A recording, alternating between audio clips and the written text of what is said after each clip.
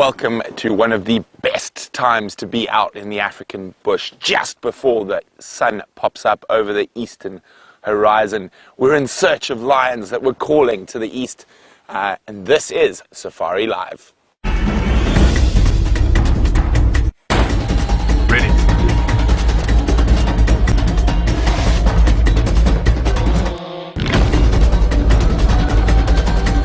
Standing by.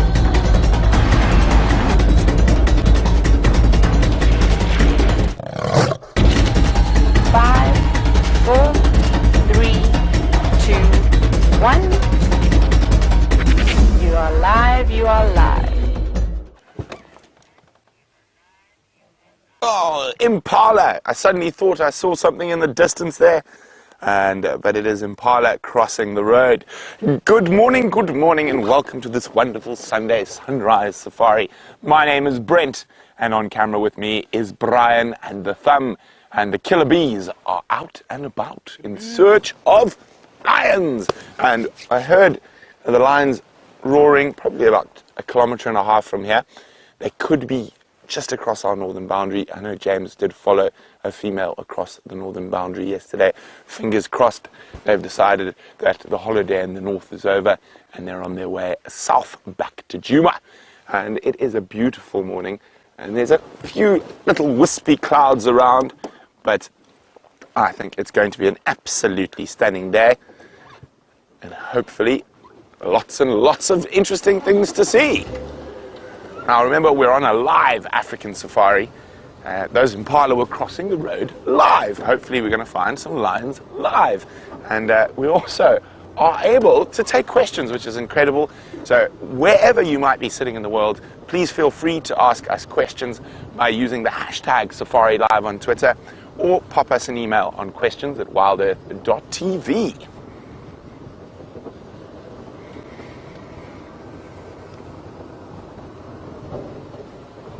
Now, we have been really lucky with the amount of lions we've had out and about recently. The Nkuhuma Pride have 8 cubs, and they seem to be utilizing Djuma as the best place to keep those cubs. It is the safest place for those cubs. It is in the center of their range, the core part of their home range. So very unlikely that they're going to get any pressure from other lions.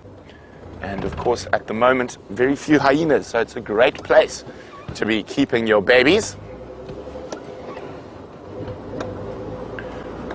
So we're going to keep marching onwards towards the east and the rising sun.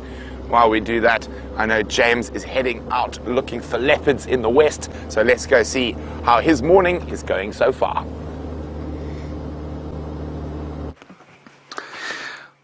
Good morning everybody, and welcome to your Sunday Sunrise Safari. That is 3 alliterations there, Eggsy. Yes, very nice. It's a very simple grammatical little tool, that. Not particularly interesting. Anyway, my name is James. Eggsy is on camera, and it's good to have you with us here on this beautiful Sunday. Apparently it's about 16 degrees Celsius, 61 degrees Fahrenheit.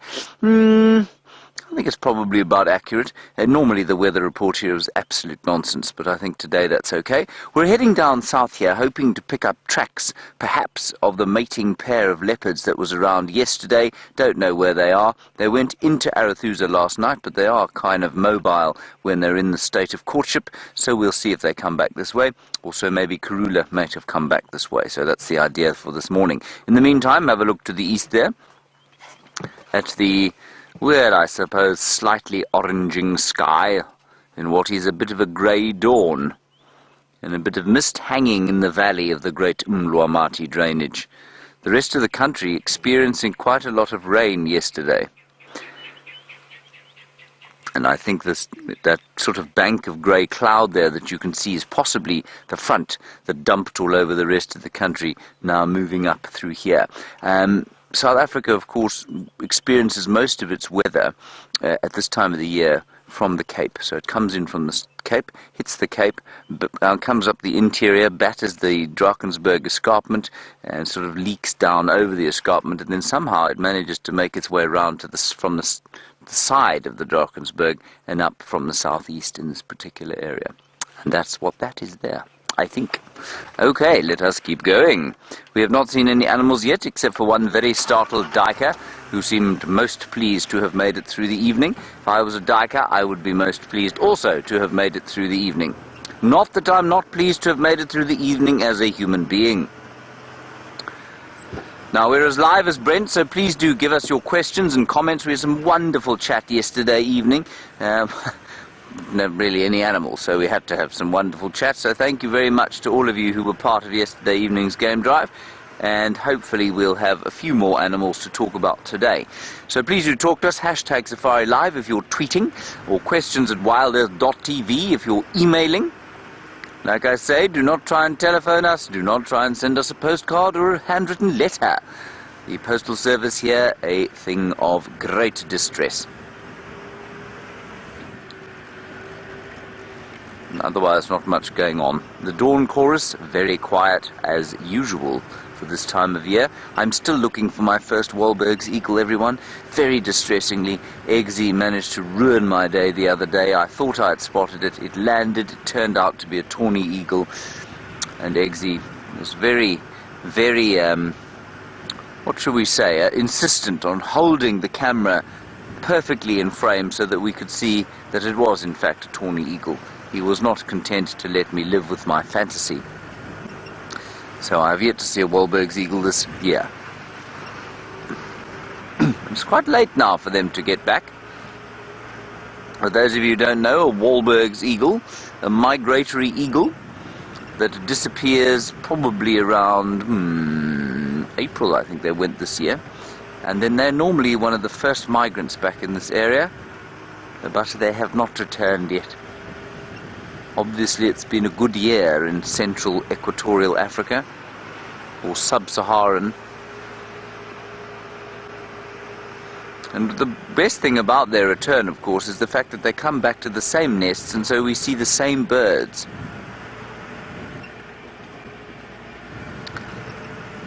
Hello, Okie from Oklahoma. You want to know if birds snore?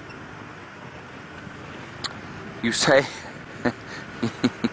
You say you thought you heard some snoring at the Djuma Dam Cam during the course of the night. Okie, I'm going to say no, I don't think birds do snore. I've never heard a bird snore before. I've seen a couple that have been asleep. I think you're hearing other things at the pan there. There's much going on. With the warming temperatures and the bit of moisture that there is there, you'll get the odd strange frog that makes sounds that sound like snoring. Snoring puddle frog, for example. Might have a few of them there. Could be some crickets. Could be a sort of some dust on the microphone that's making things sound like snoring. So no, I'm pretty sure it wasn't a bird sleeping next to the microphone going...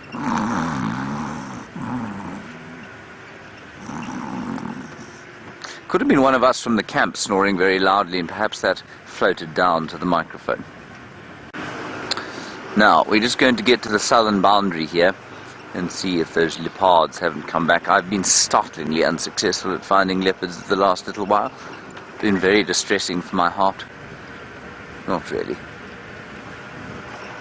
I remember as a guide I used to feel tremendous pressure to try and show people the animals that they wanted to come and see. And there is so much luck involved in what we do that you really can't afford to feel too much pressure about the whole thing. Right, we're going to just stop in here and then we're going to have a listen, because we've got a lovely view out over the Drakensberg, and we'll see if we can hear any birds calling, and perhaps the dreadfully terrifying sound of mating leopards.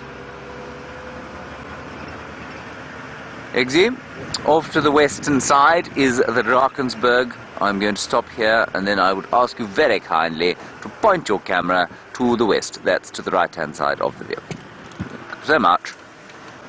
And there it is. You can see a very misty morning there off to the west. Now let us be quiet and see what we can hear.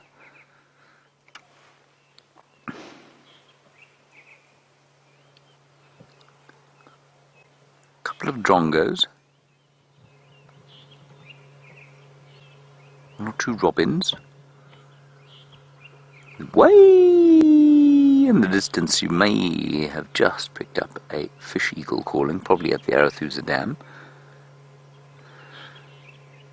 But no growling, snarling and sniffling from the mating leopard pair.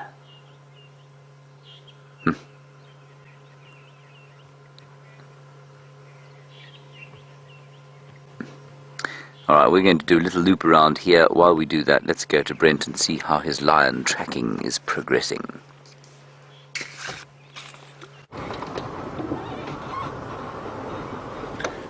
Now, we're in the area where I thought those calls were coming from, so we're just going really slowly, trying to see if we can spot some tracks. Now, they were just inside Buffelshoek, about here on the Sunset Safari yesterday. So let's see, let's hope for tracks going that way, which there are. Let's have a look down at the Buffelshoek waterhole. Now, I just want to carefully look at these tracks because it could have been the lioness heading down to pick up the cubs. Because I only see one lioness track so far. It's still worth having a look at the waterhole.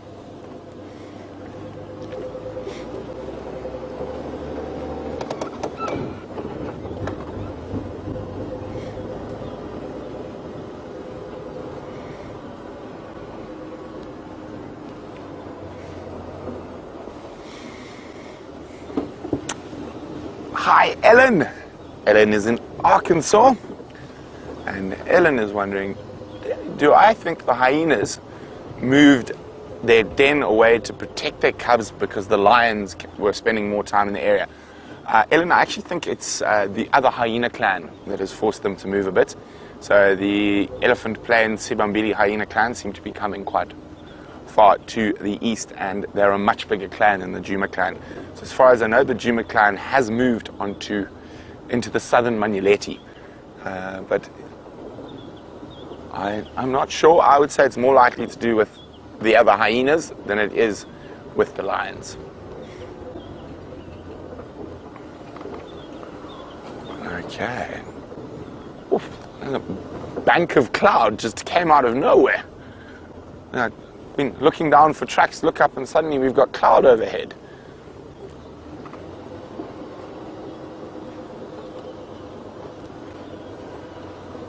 Okay, here we go, we're at the Buffelshoek waterhole. Just having a quick look for tracks, but I think that track coming down is of the lioness coming to pick up the pride. Just check a little bit further. So we can see up that little river system that comes into the Buffelshoek waterhole.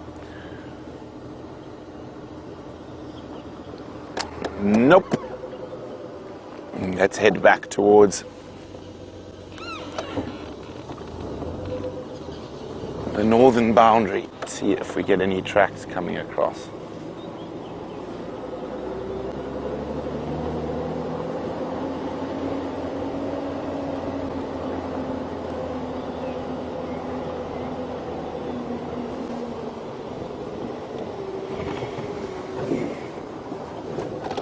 Hi, Kevin. Kevin said there's been quite a lot of hyena activity around the Djuma Pan, and does that mean the hyenas could be denning back on Djuma again? It is possible, but we've checked a lot of the dens, and I wouldn't say there's enough activity and enough audio for us to say that they're back on Djuma. You must remember, hyenas walk vast distances in their nightly patrols, so I just think they're on the move around. But I don't think it's that they've moved their den back onto Djuma. Hopefully I'm wrong. Of course, we'd love to have the hyenas back.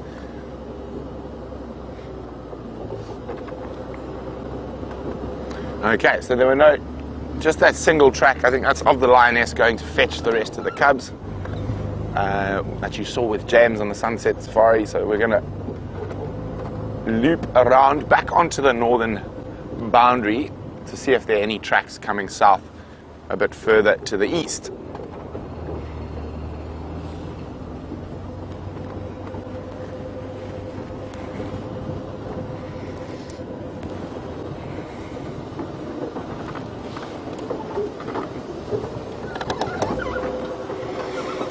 So I'm going to be checking very carefully.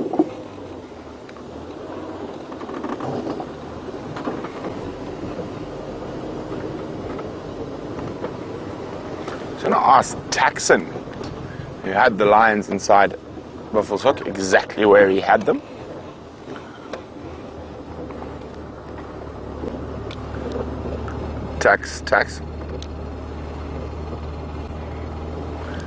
Taxi, the Ngala, were they opposite that eastern access road to Buffalo's Hook Dam?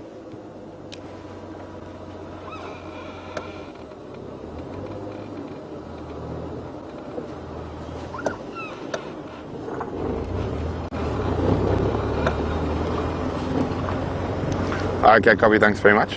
I've just passed the western side. I saw the vehicle in Nkonzo going north.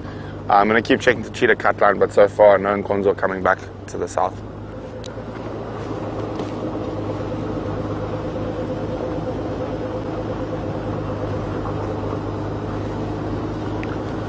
Copy, thanks very much.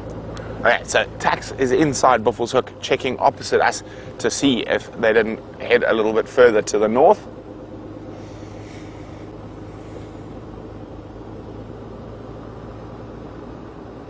Now, I made a silly mistake this morning. Brian looked at me and sort of shook his head in disbelief.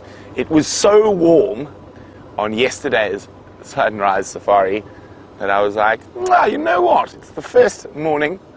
I'm not going to wear long pants. I'm going to wear shorts. But I'm really regretting it now. I've got to have my blankets because it is very chilly. I think it's probably around 14. Maybe, how cold do you think it is, Brian? Around there, maybe 13. Yeah, 13, 14 degrees Celsius, which is definitely long pants weather in my book. Brian, of course, is in his long pants with an extra double thick blankie.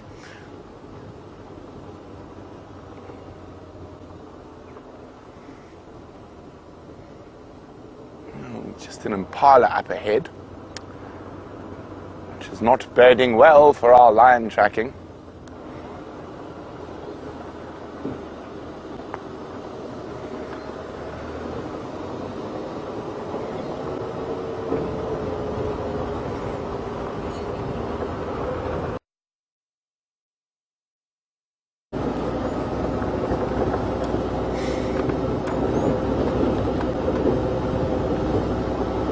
There we go. Hello, Impalalas.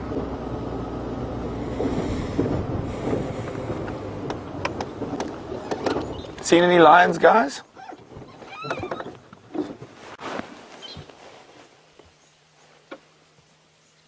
I'm full of the joy of morning.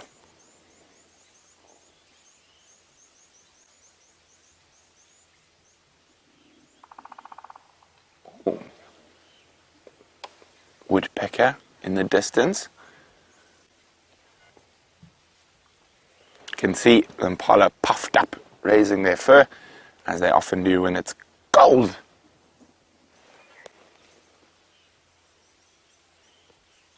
Now, there must have been a big party.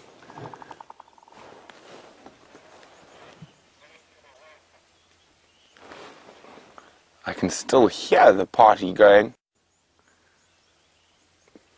in the village. Just this deep bass line coming across the African dawn. Doom, doom, doom, doom, doom, doom.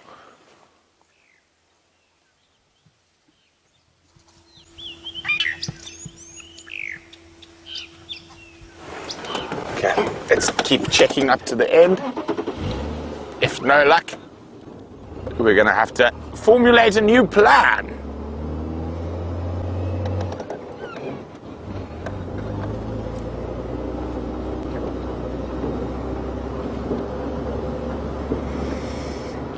Tracks. No tracks.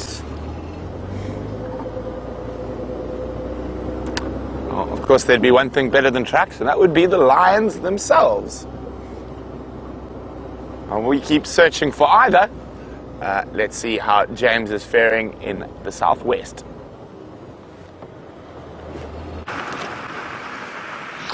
We are going north now, everybody. We're going up the main sort of access road here of the Sabi Sands, really. And the interesting update is that they have... Sorry, there's just so much going on the radio here. I'm going to pull that out of my ear because now I can actually think straight. On Arethusa, there's a young male leopard who's just crossed the boundary south towards Londolozi. I thought maybe it might be Sindile. It is not Sindile. Apparently, an unidentified young male, perhaps a male they call the rockdrift male, who's been lurking around these parts. So that's an interesting update. No track so far of Tingana and Shadow, so I think they're probably still to the south of us.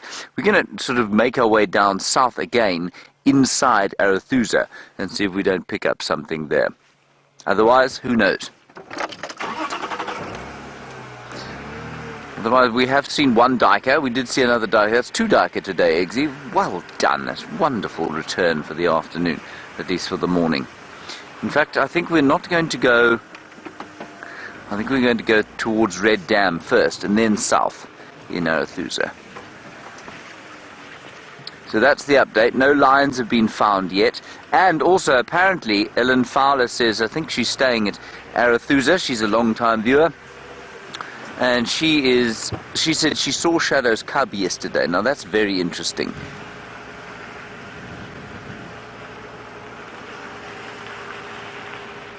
Ellen was giving the update. She isn't at Arethusa, sorry. Ellen was giving the update that another long-time viewer saw Shadow's cub yesterday on her own. So that's interesting, isn't it? I think we are coming closer to understanding why Shadow has never successfully raised a cub before.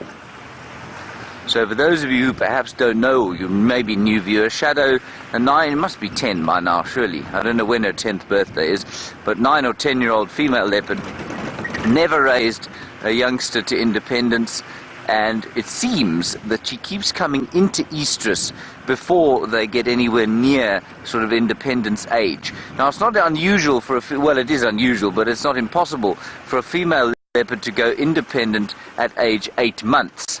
But at the moment, we have a situation where she's got the cub will be 7 months old pretty much the beginning of next week, right? Next month. Yes, next month. It'll be 7 months old, and already Shadow is mating with another female. And normally they don't come into estrus. The aerial is languishing, facing the ground. Normally they don't come into estrus until the cub has gone independent, and that just has not happened yet. It didn't happen with her last cub, Sindila, so I don't know. And now, unfortunately, that male leopard has now crossed south. I was going to try and get us in there, but it's not going to be possible.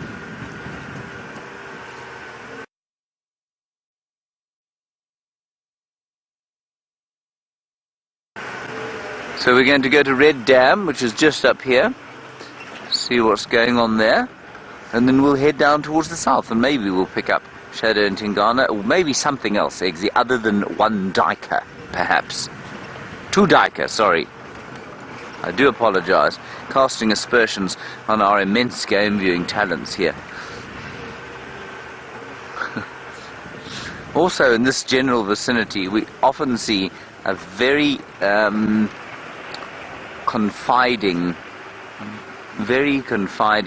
warthog sounder. So maybe we'll be lucky enough to see them. Now, Chai Town Channy? What? Thai Town Connie. Thai Town Connie. Hello, Thai Town Connie. You say, what is my favourite species of antelope? My favourite species of antelope, Thai Town Connie, is a Nyala. And I just think they're rather special to look at. They are beautiful red colours, the females. The males, a gorgeous charcoal grey with a mane of white hair and spectacularly spiralling horns. Yeah, I think they're by far and away my favourite antelope. I shall show you some if we see them. You'll stop and appreciate their magnificence.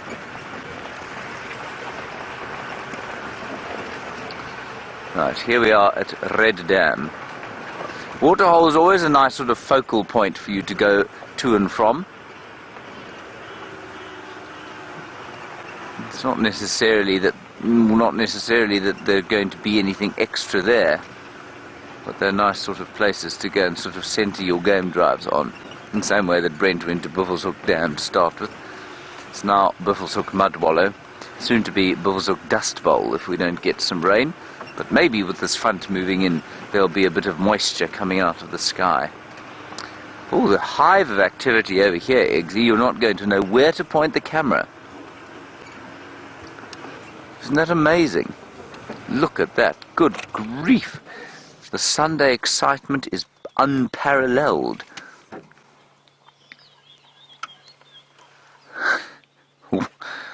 One blacksmith lapwing. There it is. Have you seen anything else, lapwing? No. One hyena during the night, he says, everyone. Otherwise, not much. Ooh, and Eggsy, if we look to the left-hand side there, you've got hornbill sitting on some fresh we had a hornbill sitting on some fresh excavations of a termite mound. Thank you for that. Thank you. Off you go. Have a nice Sunday. Thanks for helping us out there.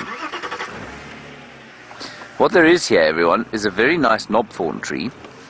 And this knobthorn tree is nice because it has put its flowers where even me, I of such short stature, am able to reach them and smell them and enjoy their gorgeous scent. So let me go and retrieve some for you so that you too might enjoy the scent of the knobthorn.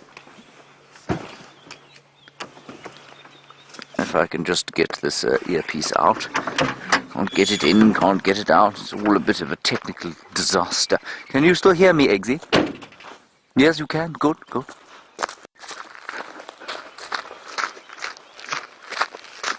Can you still hear me now, Eggsy?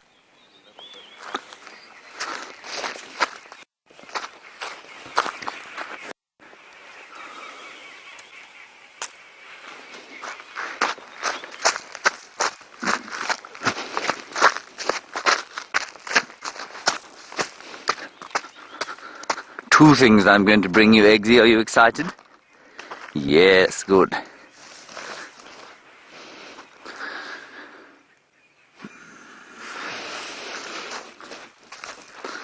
The first thing is this freshly excavated mud from the termite mound. Can you see it there? Yeah. It's that brown stuff on my hand. Well done. Now that water that the termites have got there comes from somewhere under the surface of the soil. And so often the termites, or almost always the termites mound will go down to the water table wherever that happens to be, and you can see it's quite clay rich. It sticks together. There are no termites in it. It doesn't smell of anything. Now, oh, look at this. See how I'm framing myself.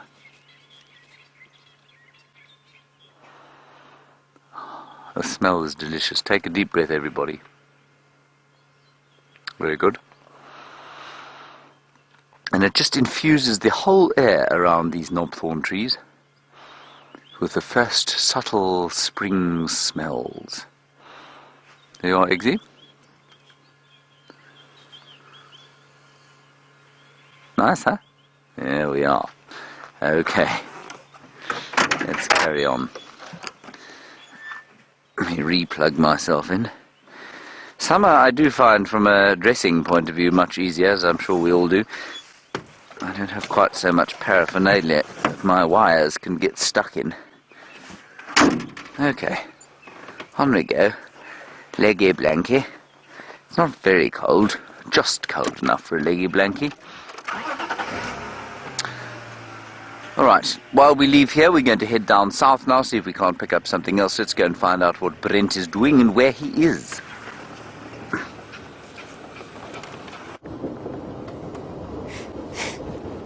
So we've checked almost the whole eastern boundary so far. It sounds like the Nkuhumas have unfortunately been located inside Buffelshoek.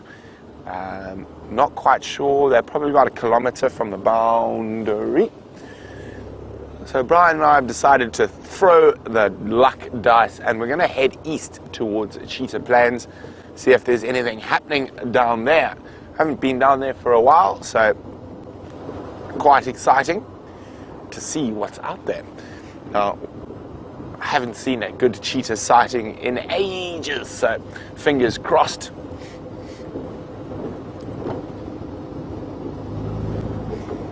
And of course, there's always a chance that the Styx Pride, as well as a few leopards.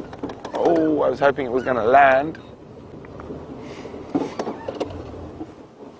Yeah.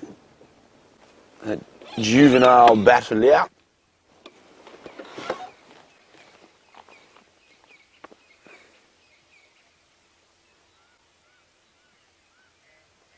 Oh, beautiful camera work, Brian.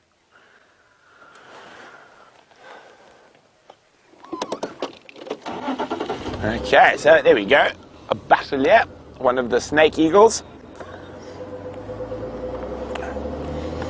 Also, one of the first animals generally to find a kill before the vultures. Oh, yes, before we carry on any further, I'm going to just swing the car around. And there we go. A beautiful African sunrise.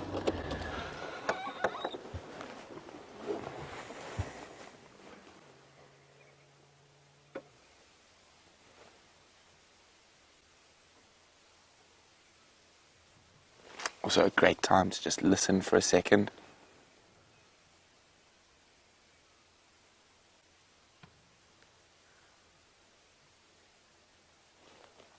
All I can hear is the hoop hoop hoop of an African hoopoo.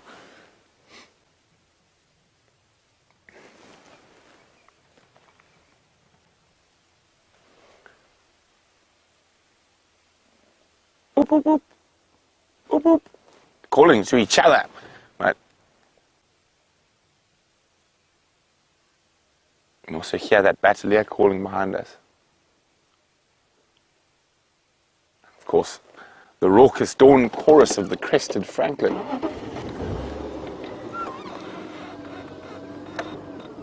Now, let's hope that that sun's going to burn off this cloud, so my choice to wear shorts will be justified by the end of the sunrise safari.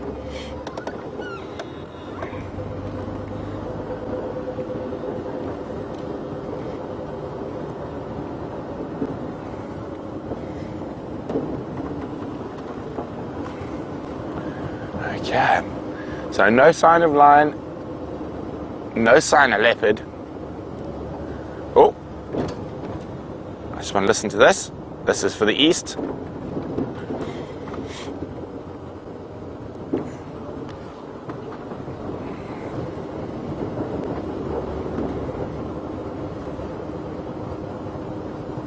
Okay, so no sightings in the east either yet, so let's go find some.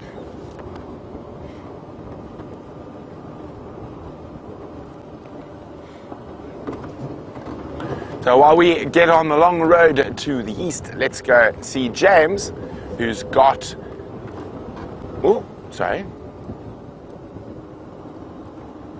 got a striped donkey.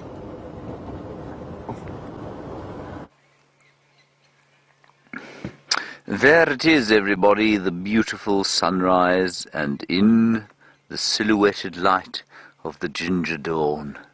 See how poetic I am on Sundays, Eggsy, is a Burchell's zebra. The plain zebra, the most common zebra that we find out here. In fact, the only zebra that we find out here, but the most common zebra in South Africa. One of two species that we find here, the other being the Cape Mountain zebra, which in my opinion is an infinitely inferior looking creature to the one you are looking at now. The Cape Mountain zebra looks like a donkey. This looks like a fairly well-muscled horse, I feel. And I'm afraid the donkey and the mule inescapably less good-looking than the horse. And I suppose, the Cape Mountain zebra does come from the Cape, and so is inescapably defective. Not so, Eggsy? Yes, good. I am, of course, being entirely sarcastic. Some things from the Cape are not defective. Eggsy is not very defective, and he's certainly becoming less so the more time he spends with us. That's really lovely colouring, don't you think? I don't think that cloud is going to burn off particularly permanently. I think there is a front coming in, but I might be proved wrong. I'll be very happy to be proved wrong. And let's just try and get an idea, once Eggsy has stopped being artistic, of what this zebra is eating. Very artistic, Eggsy. Well done. It's still looking for grass. Many of the grazers are having to turn to browse at this stage.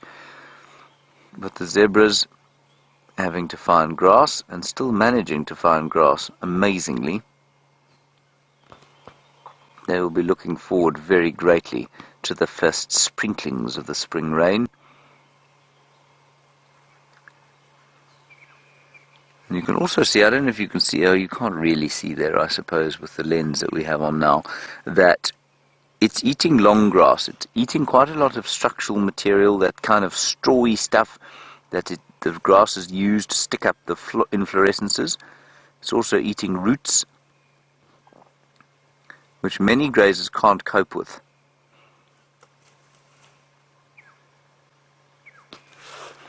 So zebra's quite good at doing that sort of thing, because of course they don't have the limit, they don't have a space limit like a ruminant does.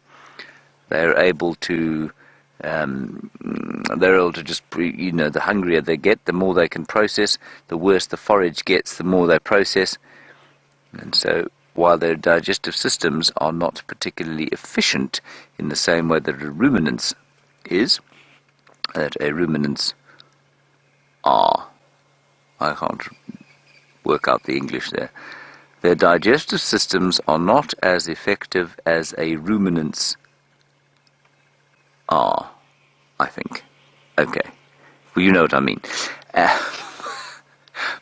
But they are very good at processing very poor quality forage. Good, there we are.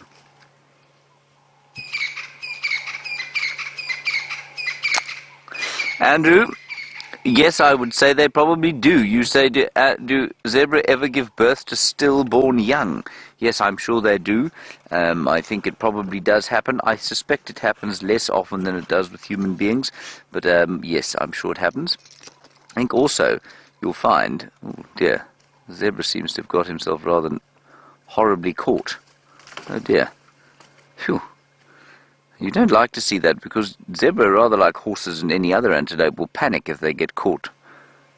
And they'll just start pulling. And then they can do themselves a horrible injury.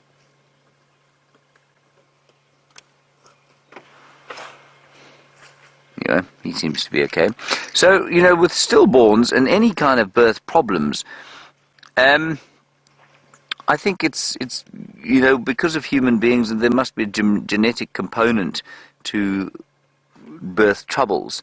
We know that human beings, for example, a breech birth is not uncommon, but we also know that 200 years ago, breech birth would have resulted in death for probably mother and baby, whereas now it's not an issue at all. Out here,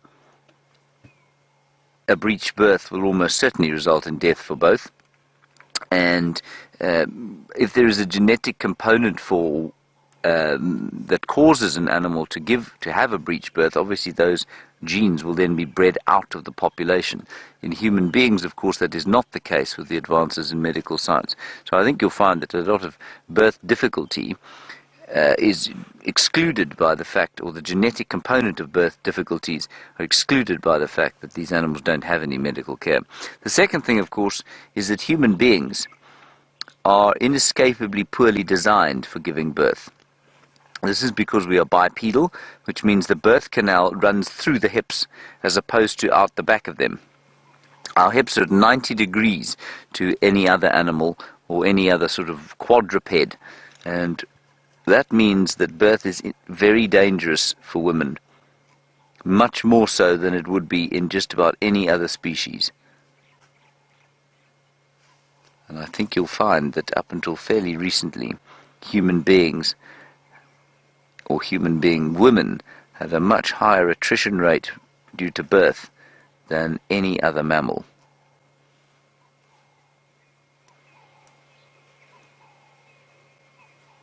So not an easy thing. Obstetrics in the human being. Right, I think we've seen enough of that zebra having his breakfast. I'm becoming quite peckish looking at him, so this has continued on to the south. We of course have seen a zebra giving birth live. That was David and I. It was a wonderful experience. I've never seen an animal giving birth before. All of my colleagues up to that point had seen it, and I had not. So it was a great joy to behold. Sorry, this microphone. I may well lose my temper with this microphone at some stage during the morning and fling it into the bush. In which case I shall just have to shout into the back microphone. But because it's Sunday, I'll try not to lose my temper.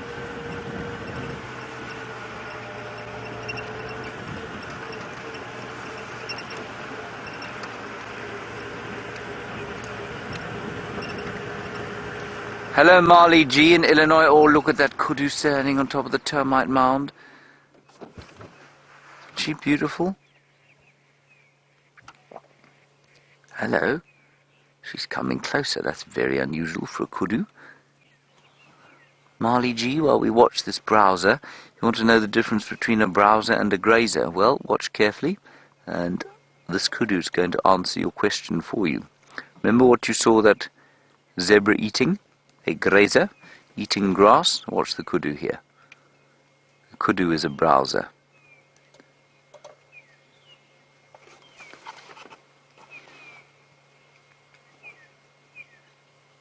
Just keep watching. All shall be revealed. And there, the kudu's colleagues. And they're eating leaves. You see that, Marley G? So it's leaves from trees, is what browsers are. Some are mixed feeders. Most are specialists in one or the other, browsing or grazing, because you need a slightly different suite of enzymes and bacteria in the gut to cope with the different plants that you eat, especially as tree leaves are probably more protein-rich than grass leaves, but they do carry with them a tremendous number of chemical defensive mechanisms which are particularly difficult to digest.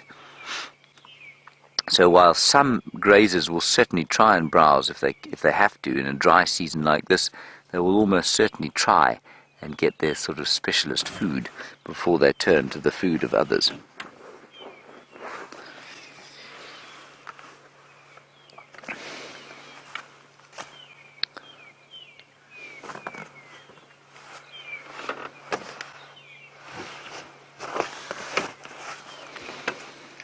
Again, just that lovely subtle winter colour there of the kudu browsing in the thicket.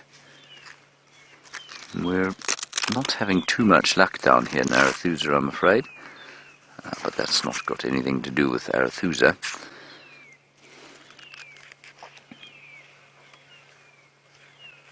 And you can hear in the background the woodwind section firing up. It's the sound of the long-tailed shrikes or magpie shrikes calling. Not sure what they're singing at. Probably each other. It's probably a territorial dispute. I'm just...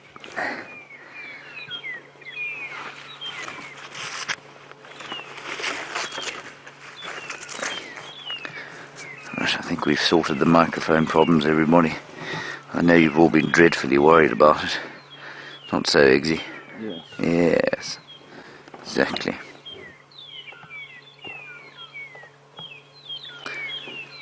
Alrighty. Let's continue on our way to the south. And as I said, Rebecca, those birds, the magpie shrikes, probably in the middle of a territorial dispute with each other. They are flocking birds. And the flocking birds are often sort of territorial. And when two flocks meet each other on a territorial boundary, they will shout and scream at each other like those ones are doing.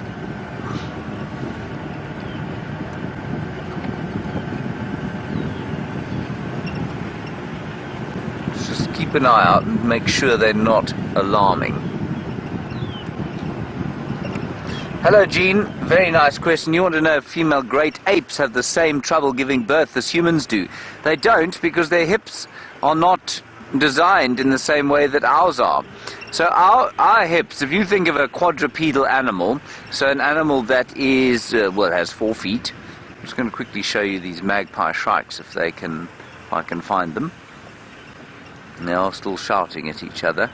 So see that they're not shout. They do alarm call at predators. But I didn't see any predators.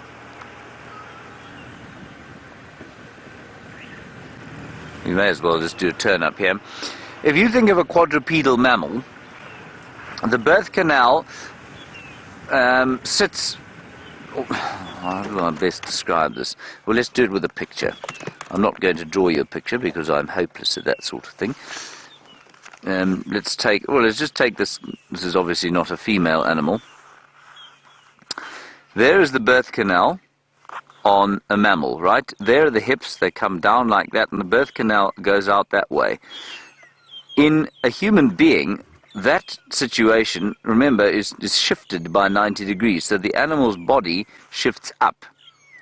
So we stand upright, which means that our spine is shifted 90 degrees there, and the birth canal, instead of going sort of out behind the hips, must go through them. And the great apes don't have that problem. The great apes are quadrupedal, they're not bipedal. Yes, they can stand on their back feet if they have to, but then they eventually will have to, they can't move for lengthy periods on their back feet because it's just uncomfortable, because their hips and their spine, the way the hips and the coccyx are attached to the spine, very different from the way that it is with human beings.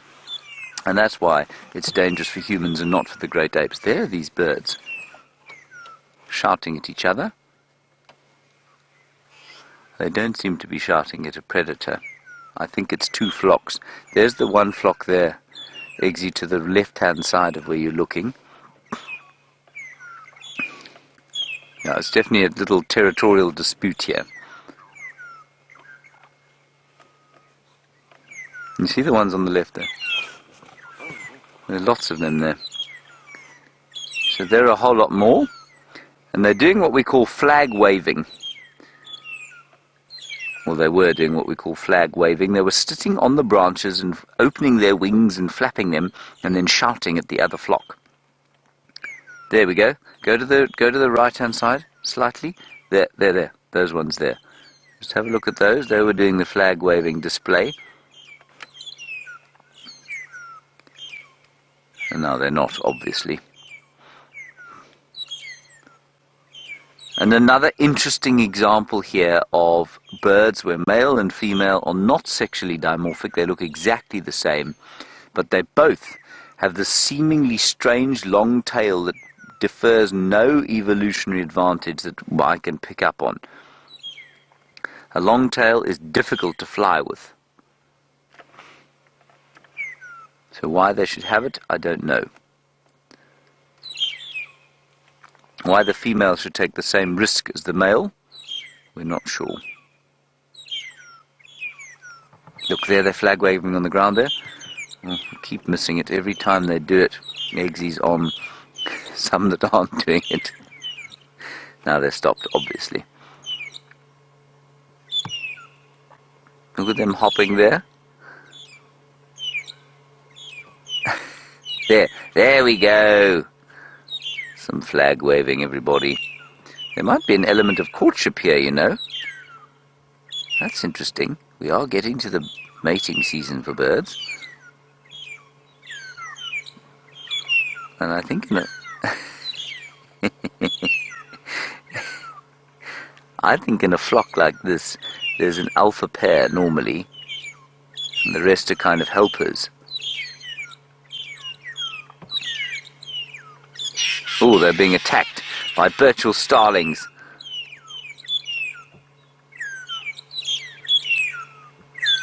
This is such a beautiful little sighting.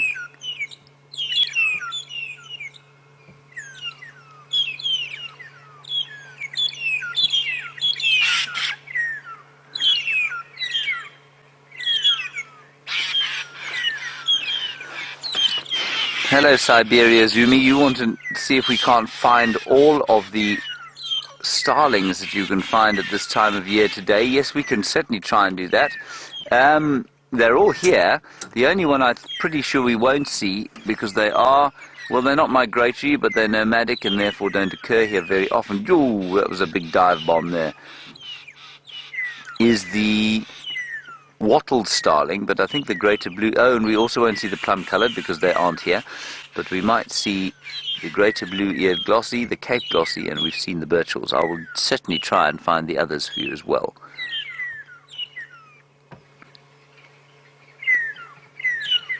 Very, very interesting bird situation here. So I think two flocks of long-tailed or magpie shrikes having a territorial dispute, flag waving at each other on a territorial boundary. Perhaps there's some sort of food source here, and I wonder if the starlings don't want to eat the food source, although that's a starling alarm call as well, you know.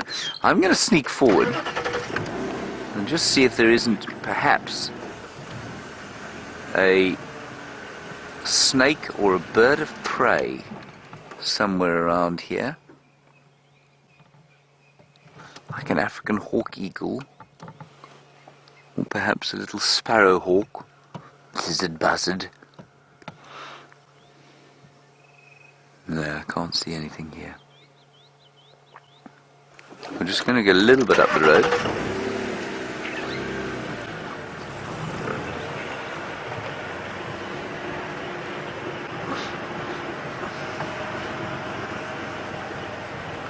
Bruce, you say maybe the longtail helps other birds of the same species spot them easily.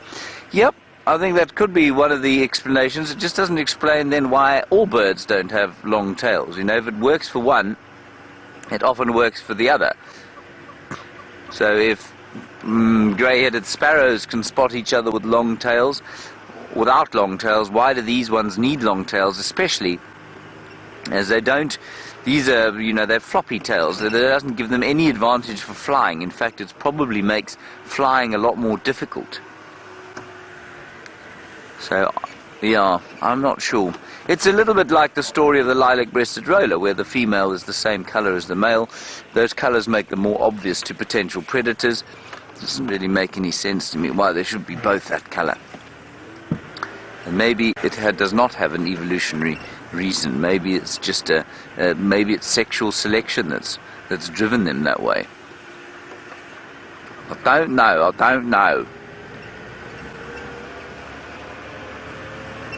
Right, no leopards so far.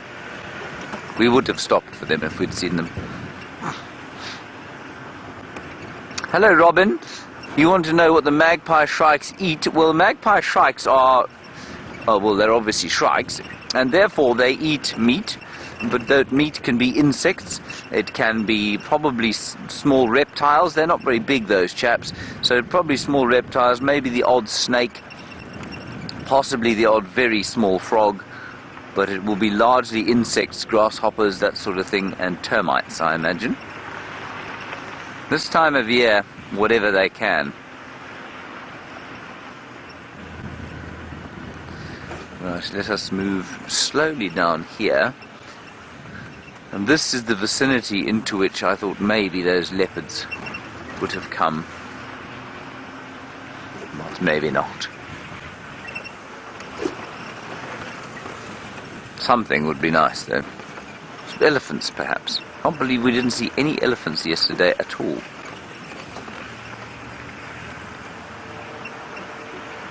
Much evidence of elephants, by way of broken down trees and chewed off bark. There we are, Eggsy, you see? Alright, never mind.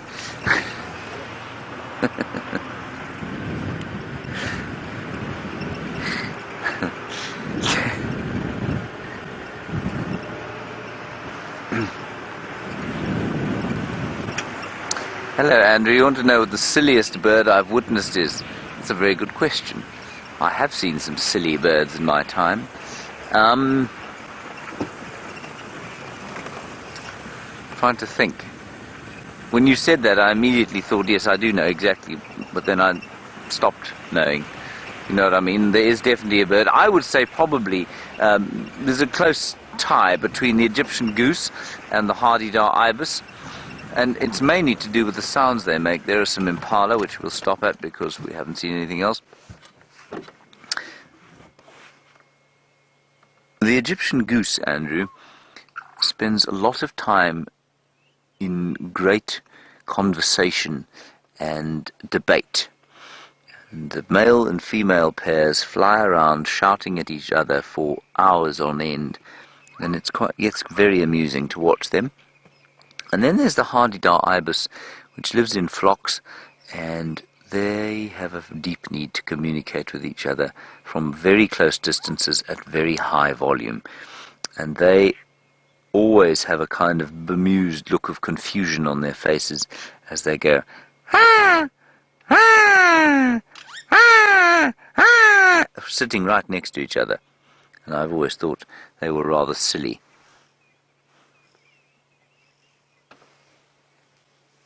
And you might just be able to hear in the background there some oxpeckers going kss, kss, kss, kss, kss, kss, kss. Here they come. They're probably going to land on these impala. Don't worry about trying to get them on camera, Eggsy. Let's see if they land on the impala or if they've given up and they've seen something else. Here they come. No, they're going to land on this tree here.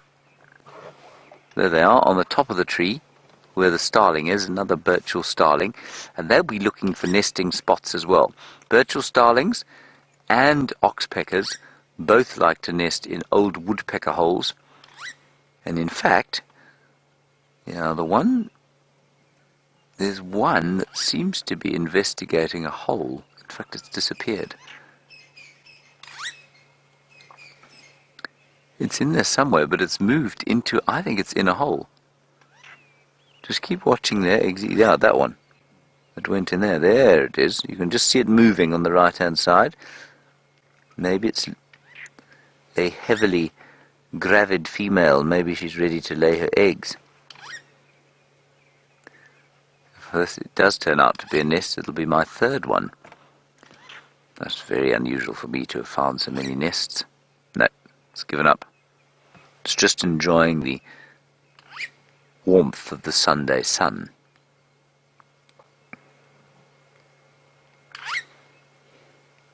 Very nice.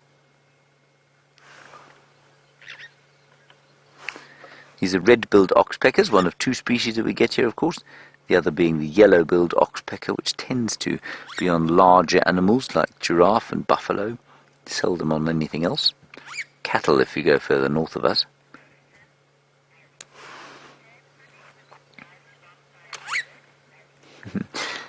Ali, you want to know if I've ever been dive-bombed by a bird? I certainly have been dive-bombed by a bird. I was dive-bombed for the first time as a young boy, walking down the, third fairway, when my father was trying desperately to teach me how to play golf. Poor fellow failed.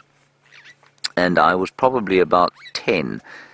And we were dive-bombed by a number of crowned lapwings that came bursting out of the bush.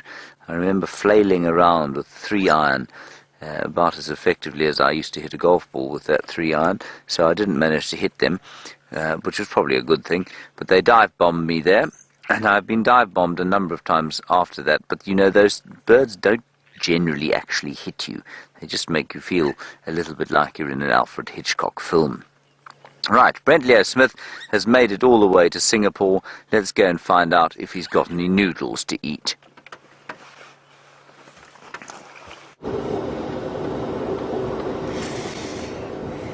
Unfortunately, it looks like the noodles are few and far between. We're about 3/4 away along the northern edge of Cheetah Plains. We're just making sure that there's been no movement of animals from the north into Cheetah Plains. So far, there has not even been a Steenbok track crossing the road, but we are heading to that very productive eastern area on the Kruger boundary, and we're hoping that there we might have a bit more luck. Now, we did also have a quick squiz at 3 in a row pan. Unfortunately, no sign of anything there, but I'm holding hope for the southeastern corner. I think that's going to be our best bet at cats this morning. But it is a glorious morning, and we're about to meander towards the first of the large open areas. Now, as it warms up, you're probably going to find quite a lot of elephant movement coming through from the Kruger towards the waterholes, so we'll be keeping an eye out for them. And maybe quite a few zebra as well.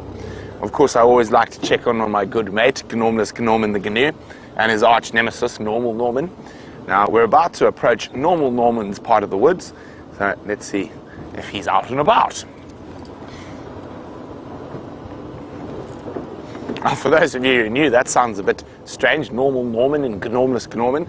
So those are two dominant male wildebeests that live on the two separate large open areas on Cheetah Plains.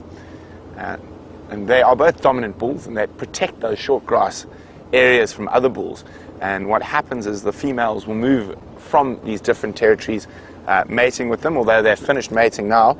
And what that does is ensure a bit of genetic diversity amongst the wildebeest populations. Every time we see lion tracks around old Gnormless's area, I always feel a bit worried for the old chap.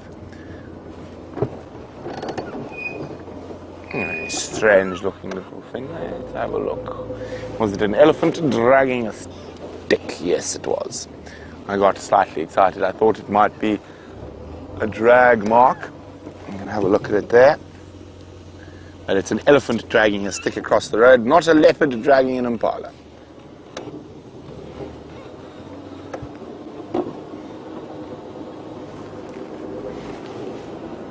Oh, at least we've got a set of tracks. There's an elephant track, there's a kudu track there. Oh, look. One of my favorite little birds. Let's just sneak forward a bit. And of course, if there's no large mammals around, they're always our feathered friends to keep us company. There's the female out in the open. Oh, you've got the male now. Okay. Come on, pop your head out. Now, oh, there he goes. Very distinct head, that wonderful burnt amber almost.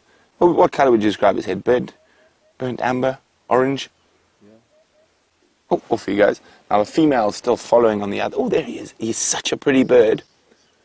Now there's a male Coqui Franklin for those who are looking to add to their bird list. So Coqui and Shelley's Franklin we hear more often than we see. So it's quite nice to catch them out in the open. It's actually two males. It's not another female. Mm-hmm.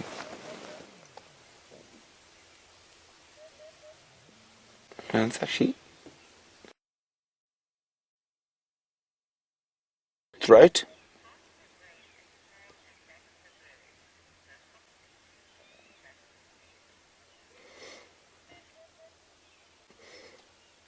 Now, Justin S. is wondering, how can the brain of something as small as a bird be so complex? Well, Justin, you're going to have to ask the evolutionary scientists.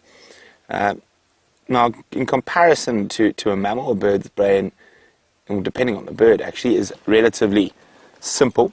And you will find with most wild mammals and birds and things like that, their brains are complex, but it's based off a bunch of instinctive behaviors. So, no real process for true thought. Oh, there's the female.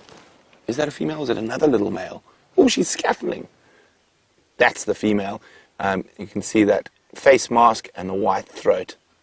Dip, dip, dip, dip, dip, dip, dip, dip, dip, dip, dip, dip. Keeping up with her boyfriends. Isn't she lucky? She's got two.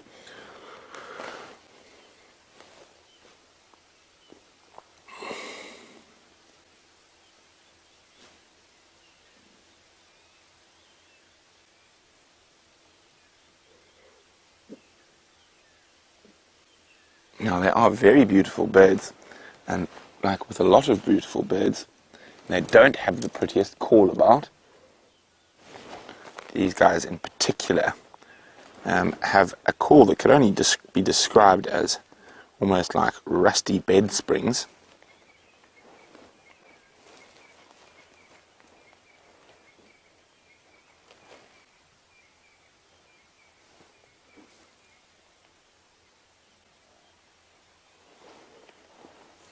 Let's see if I can find it for you. You can hear the little contact calls. They often use those contact calls just to check where the other members of the flock are. But that's the Coqui Franklin's call that you can hear. There's that female.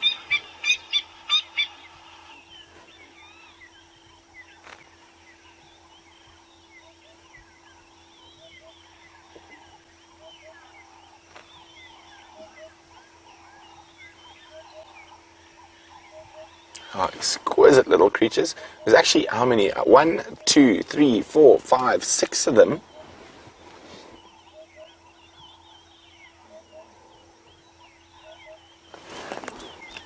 Now, the milk guard is wondering, do we have pigeons out here?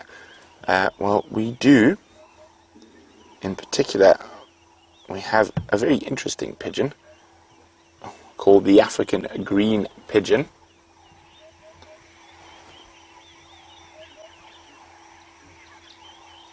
And we're just going to keep watching these Franklin for a little bit, and I will show you what they look like.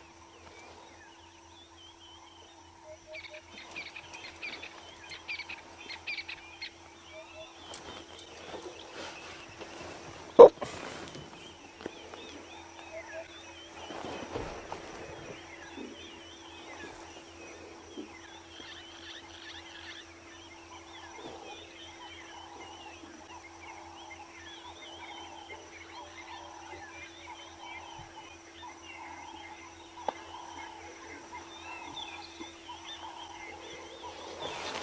Okay, well, let's leave those Franklins.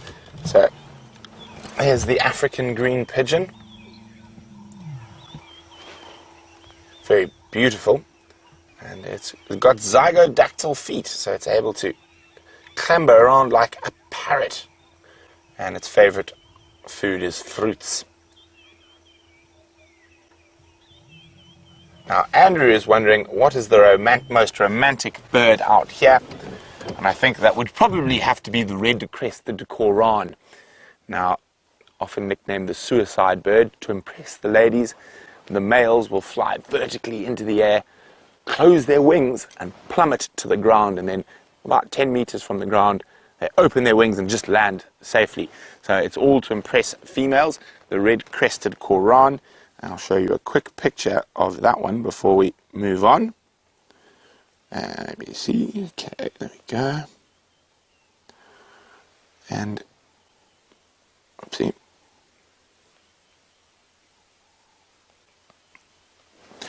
There is the red-crested coran. And that little red crest is actually hidden for most of the time, only when it raises its crest when it's calling, and in display before it does the suicide dance to impress the ladies as it raised that red crest. Okay, so we've been sitting quietly watching the birds, chatting about birds. We haven't heard any sound of larger mammals, but as I said, we're probably about 60 meters from normal Norman, the GNU, or wildebeest, its territory. So let's pop through, see if there's anything on the first of the large open areas. Now, I'm secretly hoping, as we move towards the southeastern corner, that we might have a bit of luck with my favorite female leopard that we see on Safari Live, and that is Nkanyeni. And she's the queen of the east. Cheetah Plains, coral, torchwood, although most of her territory falls within inside the Kruger National Park. Okay, so first wide open expanse. Oh, elephants! We were hoping that elephants were going to be coming out to the water holes, and looks like a nice herd at Cheetah Plains Pan. So we'll carry on our boundary patrol in Cheetah Plains just now, but let's go catch up with those Ellies while they're having a drink. Now on Cheetah Plains, sometimes you've got to be a little bit careful how you approach elephants. Quite a few of them are coming out of the Kruger where there's no tourist roads and they're not used to seeing cars. Not all of them. So what we do is, oh, look at that, the water walk or the water run. Sorry, we're a bit far away, but I'm thirsty, yay, water. So it looks like there might be another herd arriving. So it looks like we're bang on time to arrive at the Cheetah Plains Pan.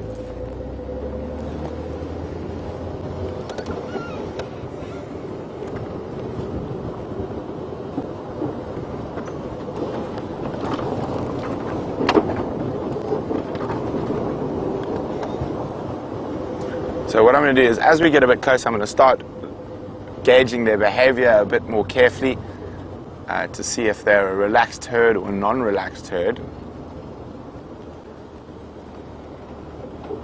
They look okay from here. It's very important to watch elephants carefully. And if they're not a relaxed herd, of course we don't want them to get upset.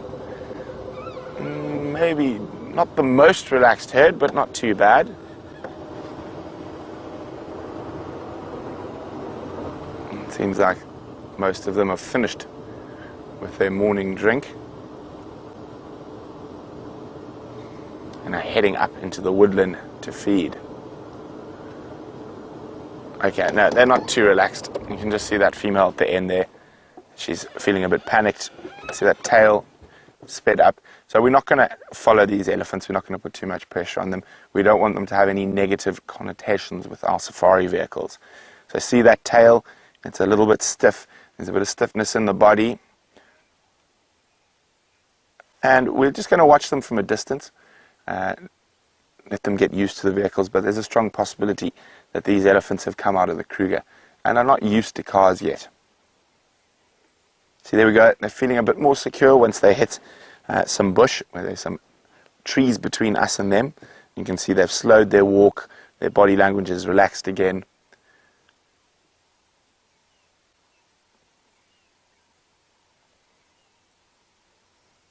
Okay, so we're going to leave those Ellies. As I said, we don't want to put any pressure on elephants that aren't 100% relaxed around us. So we'll let them meander off into the broad-leafed woodland to feed.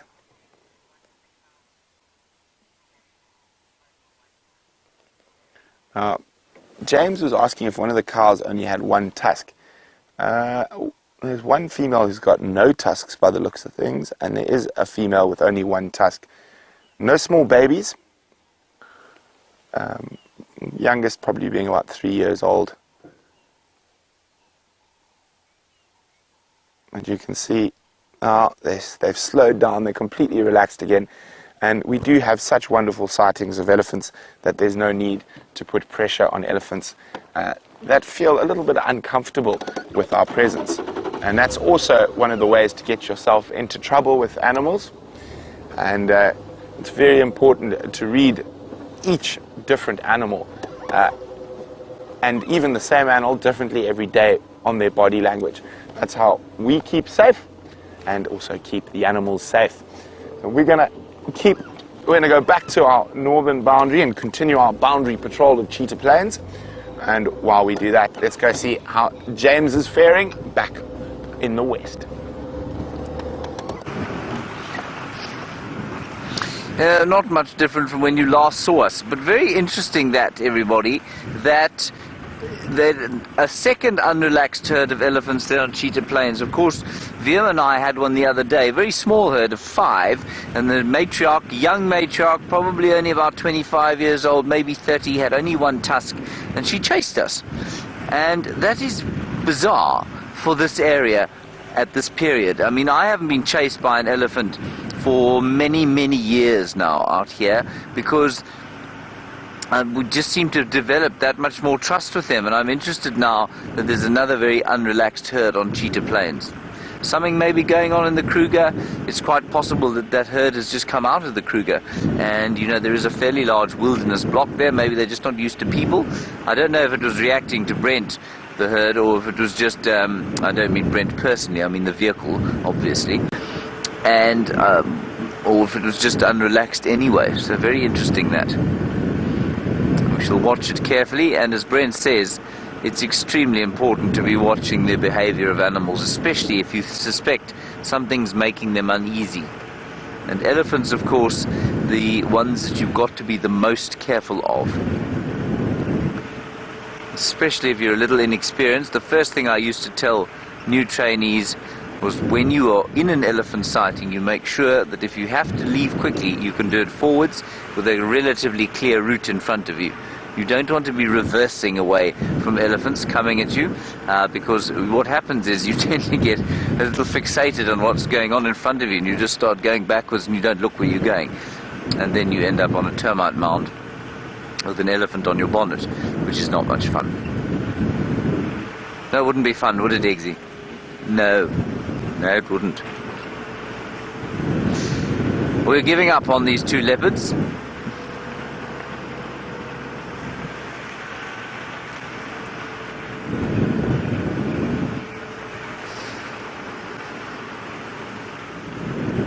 I'm missing exactly the name here, but a question about what time of year elephants have their babies.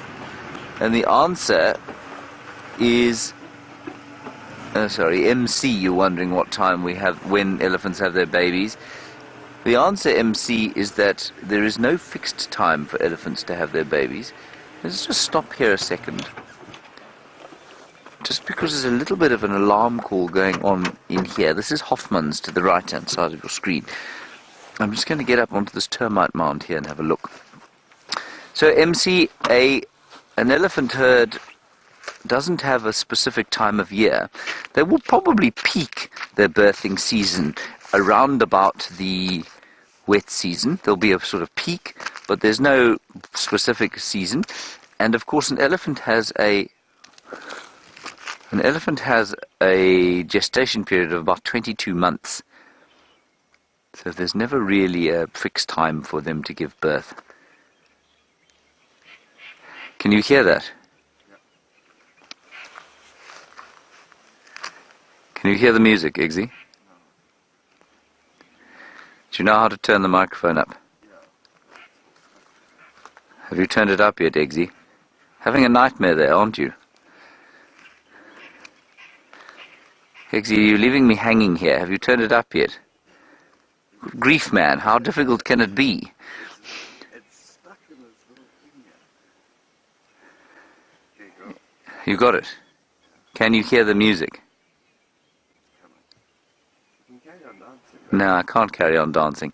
So I can hear music coming out of the communities over there. It sounds like it's just behind the next Balanites tree there. It isn't. It's about 4 kilometers away. Can you hear it now? Still can't hear it, but the mic is on. Wait, the wind's changed now. Here it comes.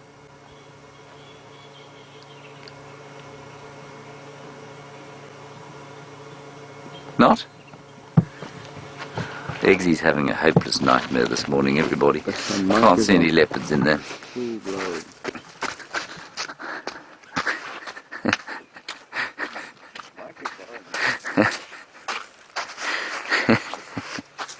It's not uncommon on a Sunday morning like this to hear the late-night revelers still going for it in Dixie Village, which is about, well, it's 5 kilometers from the gate.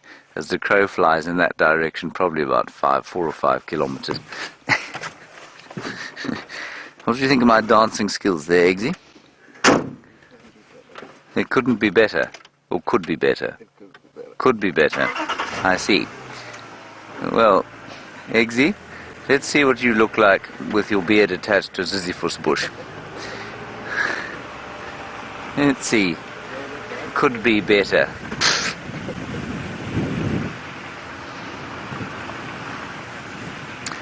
I thought I looked like Will Smith in Men in Black there.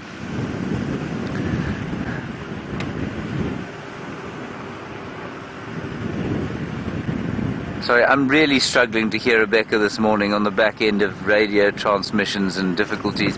Go again. Troy, I got that. Why do some animals force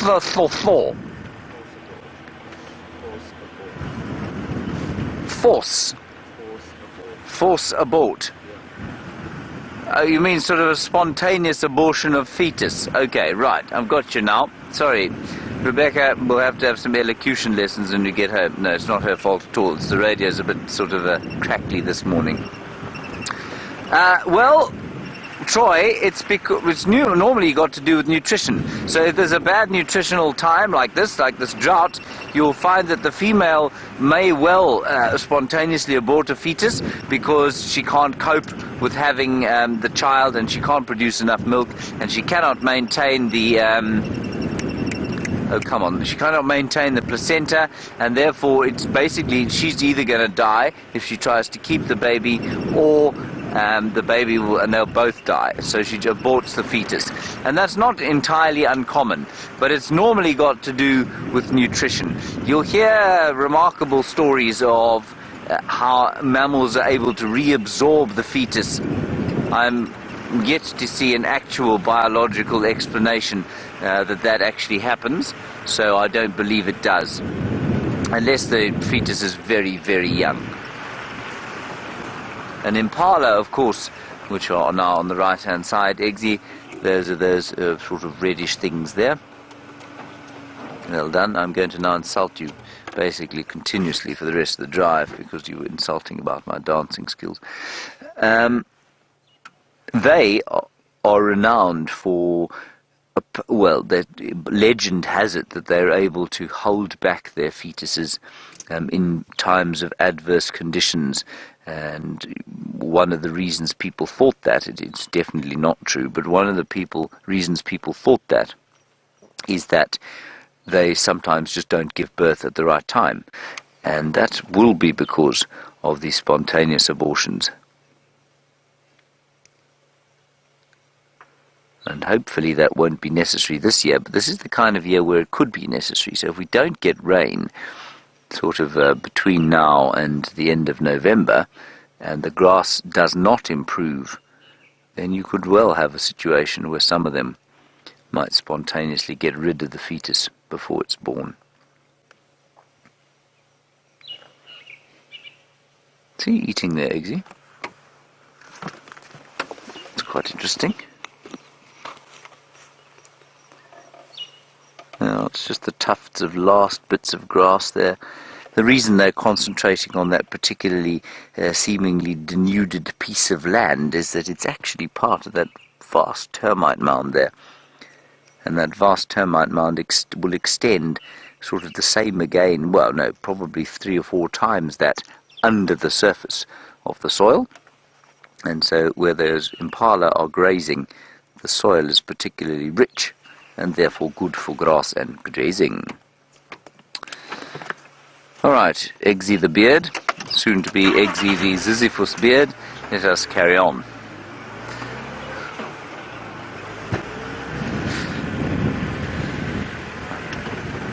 What an absolute cheek.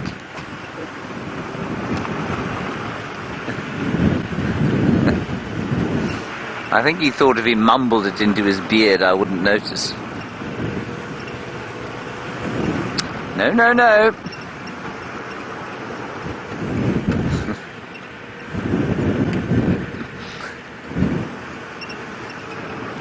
Cape Townians are taking honesty too far.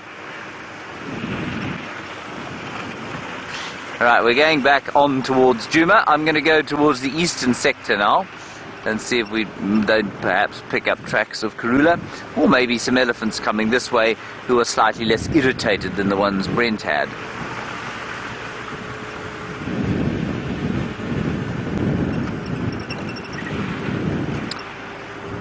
Joanne from Arizona, what a very good comment. You say, I remind you of the groundhog dancing in its hole. I can only think that you're thinking of the gopher in Caddyshack. Is that correct?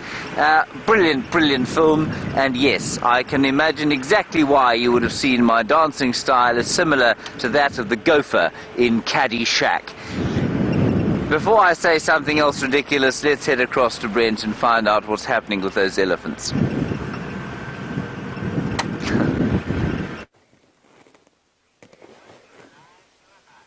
Well, we've traded the largest land mammal for the tallest. A little bachelor group of giraffe. They are not inside Cheetah Plains, however, they are Kruger National Park giraffe. And you can see 1, 2, 3, 4 giraffe. Unfortunately, they are directly to the east in the very, very bright light. So we'll just have to deal with a silhouetted giraffe. But nice to see a sizable group, and it's 4 together. And we don't often see big groups of giraffe in this part of the world, as we don't have that many acacia trees. Now, to the east of here, in the Kruger on the Basalt Plains, I've seen groups of, from one spot, I've been able to see about 60 giraffe.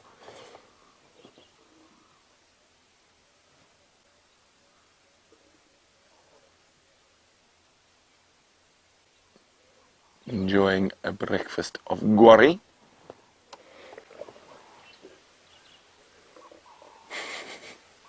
Funny looking creatures, giraffe. So, young males, well, 3 of them are definitely young males. The 4th I can't really see behind the bushes. Now, the one feeding off the guarri bush there is the oldest of the, and the tallest of the giraffe we can see. Number 4 is also a young male. So a little bachelor group of young males, not big enough and old enough to challenge a big male for breeding rights just yet. So not too worried about hanging around with all the boys until they get a bit bigger. So there's 1, oh, there's 5, 2, and then you can see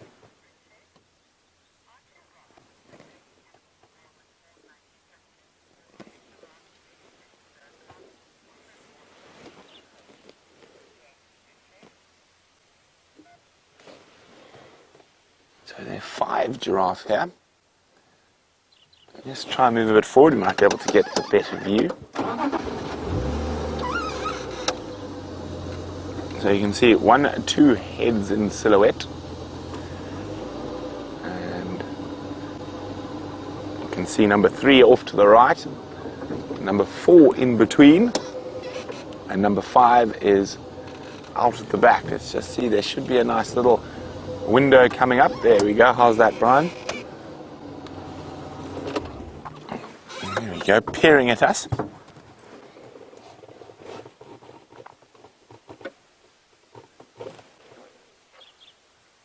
I mean, we can actually hear them chewing from here.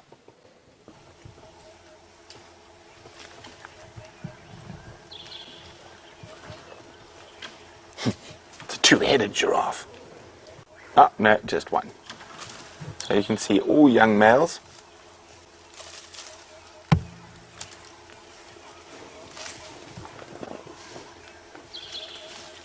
Number 5 is about to come into shot from the left of the one we're looking at now. We'll wait for him to walk through.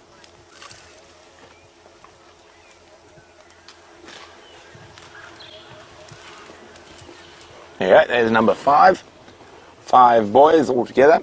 Michael, who's 18, says, where are all the female giraffes? We've only been seeing bulls recently. Well, Michael, I think with the drought, they've probably moved through to acacia-rich areas on gabbro and basalt soils. And of course, they have to... There's 6. Every time I look, another one appears.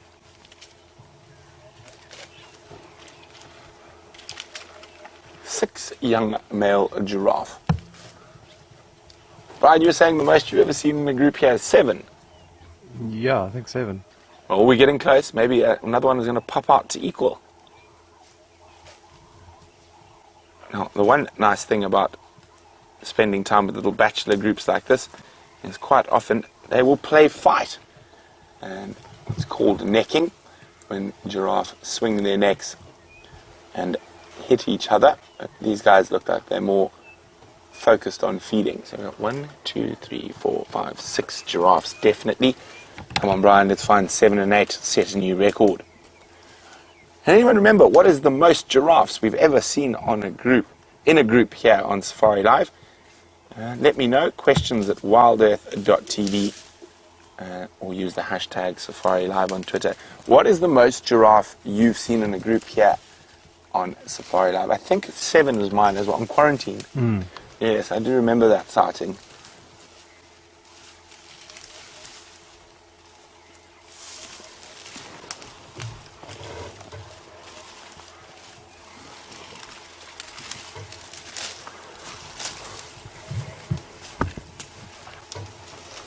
I'm just going to move forward a little bit. Now, Georgie is wondering, at what age do giraffes finish growing, or do they continue to grow throughout their life? I think, if I remember correctly, they finish growing at around 15, and they live for, or maybe even a bit younger than that, between 10 and 15 years old, and they live for about 30 years, so quite long-lived. Looks like we're not going to break our record, Brian. Only 6, but I'm trying to peer through the white light into the distance to see if there's not 1 or 2 more. 7! There's 7. See them through the gap there? So we go right in the distance, so a little bit further to the left, and zoom. A little bit to the left again. And just see the head popping out left. There we go. Number 7 in the distance. Now, another young male. Okay, so we've equaled our record. But this is definitely the largest bachelor group of giraffe we've seen. Come on, where's number 8? Or do you think that's too wishful, Brian?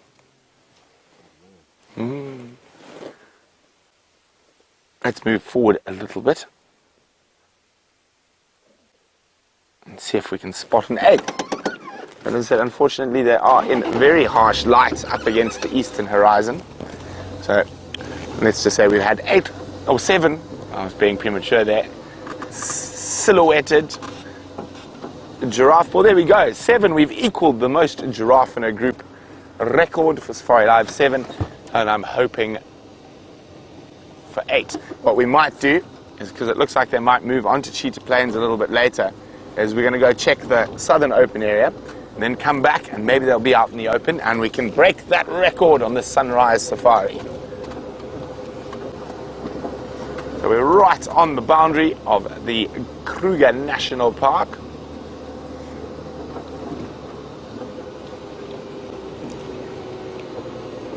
So Alice is wondering, at what age do female giraffe force the males to leave their... the male giraffe force the females to leave their sons? Probably when they're about... Oh, what's that? No, sorry, false alarm. Stick cheetah. But I'm not actually 100% sure, but I would guess it's probably around sexual maturity, probably 7 to 10 years old. Maybe even a bit younger. But with giraffe, because they don't live in set herds and have set territories, it can be very variable that you could find a young male still hanging around with his mom even while she's starting to mate again with other males. Okay, so we're going to head towards the southern open areas, and fingers crossed that we're going to find a sign, or even better, find Nkanyeni, my favorite female leopard, on Safari Live. And while we do that, let's go see how James is doing in the west.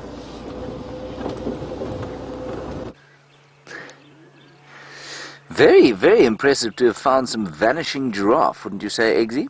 Yeah.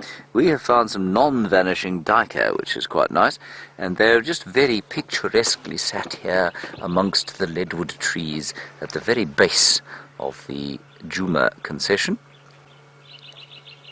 Is that not picturesque, Eggsy? Very. Yes. The sun is warming our faces. The cold front I've predicted is, well, not materialized. And way in the distance I can hear the call of the southern boo-boo.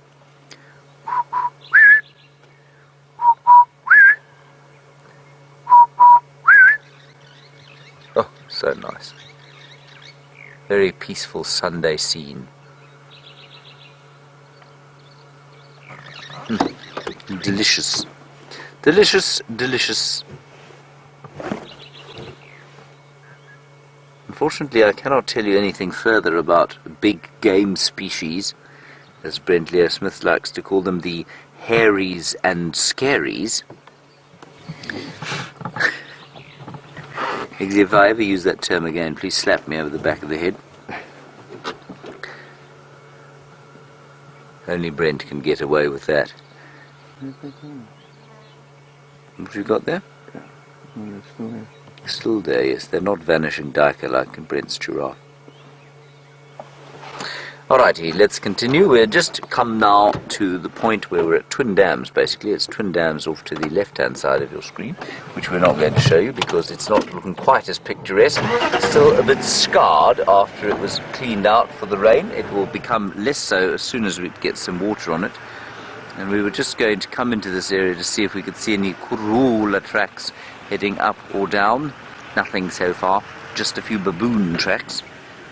In fact, that might be quite interesting to show you in the absence of anything else.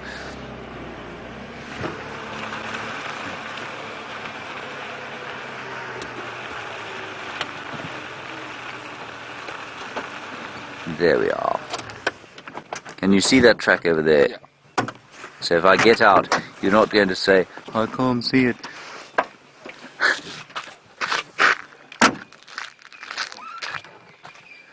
Now, you're sure you can see this track? You're very sure? Okay, good. Here is it's actually not a baboon, I think it's a monkey. No, it could be a small baboon. Anyway, what you can see here, I'll show you this one first. This is the back foot. There. There's the thumb, and there are the 4 fingers. So they've got sort of opposable toes, if you know what I mean. And a monkey, we were talking about bipedalism and the fact that human beings can stand upright.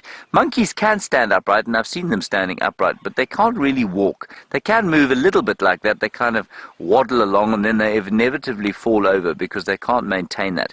They've got a totally different foot structure, totally different ankle structure, and totally different attachment of the sort of hips to the spine. And that's why they walk with a very flat, their ankles are set much further up the back of the foot, and they're able to they're much more flexible than ours are. Ours are pretty inflexible. Then here, in fact, these are definitely baboons. If you find a monkey with a hand that size, get out of the way. Can you see this one? There's a hand, and you can see the thumb there, and the fingers, one of which I've managed to draw over. So about the size of my palm, I suppose, that baboon's hand, and not a very big one. They can get up to sort of half the size of my hand, their hands, but they're obviously incredibly powerful, much more powerful than we are. This is a perfect spot to stop and have a cup of coffee. Beautiful bird song, sun warming the face, Sunday morning, but we'll continue on and try and find some large animals. What are we going to find, Eggsy? Some? Correct, not hairies and scaries. Good, well done. On we go.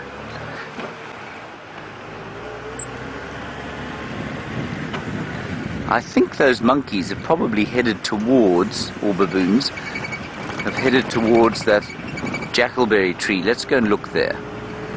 The jackalberry tree has been fruiting, highly productive for primates of late.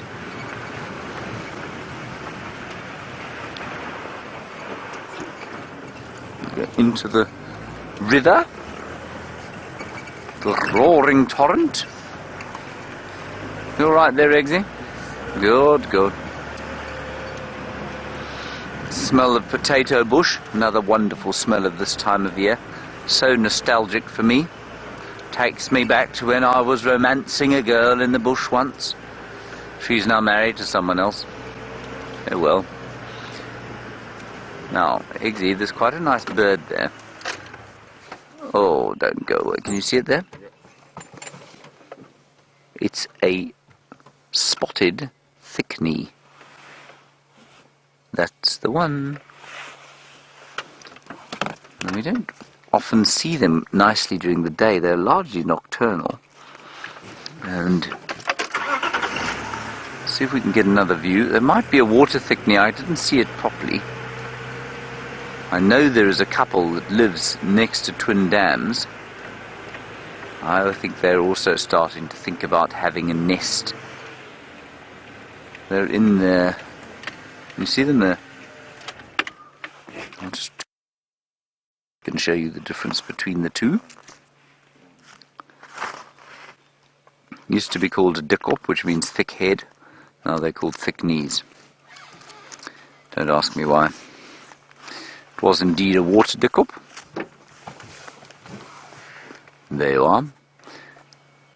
And the difference between that, of course, and the spotted dikop is, Eggsy, what?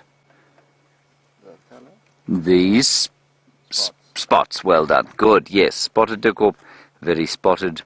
Water dikop, not so much. If you see them just quickly, you can see that line there. That is very clear on the water dikop. Marvellous. Very good. On we go. We'll just pop across to this jackalberry tree up here and see if there isn't something there.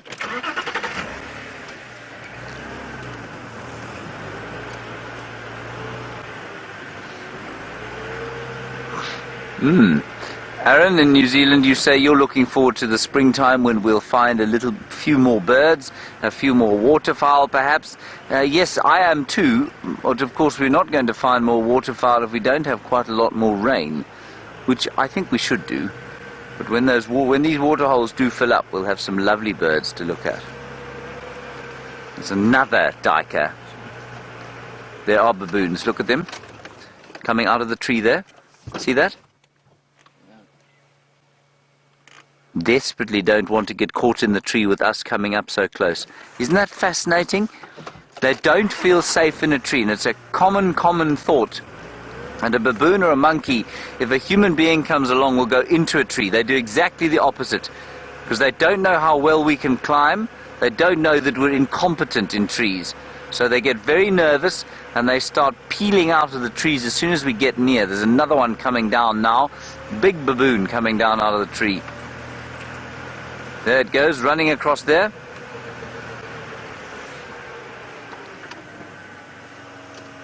Oh, it's very sad that they're so unconfiding. I mean, they will get used to people eventually, because they're wonderful to look at. And another duiker. Well done, Eggsy. That is the 75th duiker we've seen today. Now, let's ease our way, I think, up this drainage system here and see if we can't pick up a few more baboons. They're just sitting up in the sun there. I can't see any more in the tree.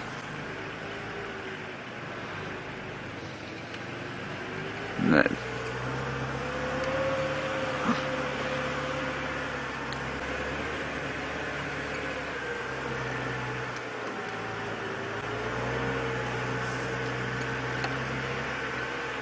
You see them there, Eggs? Just tell me when you want me to stop. They're not being particularly brave about seeing us, I must say. You got them there.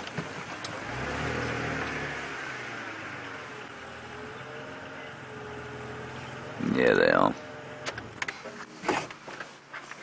There we go. Sat down, like Lord Muck.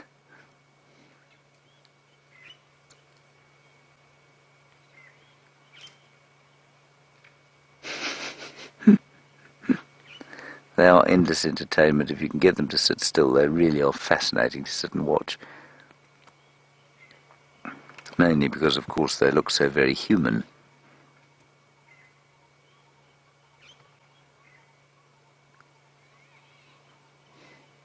You see what I mean by the ankle joint there? It's longer than ours and stretches up.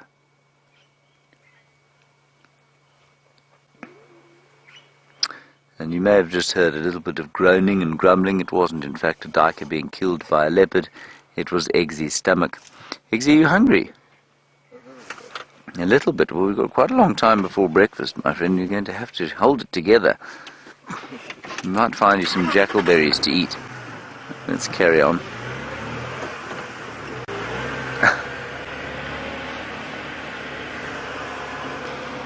See what else we can find along here. Very, very old buffalo skull here, Eggsy. Do you see that? It is so long dead. It is almost a fossil.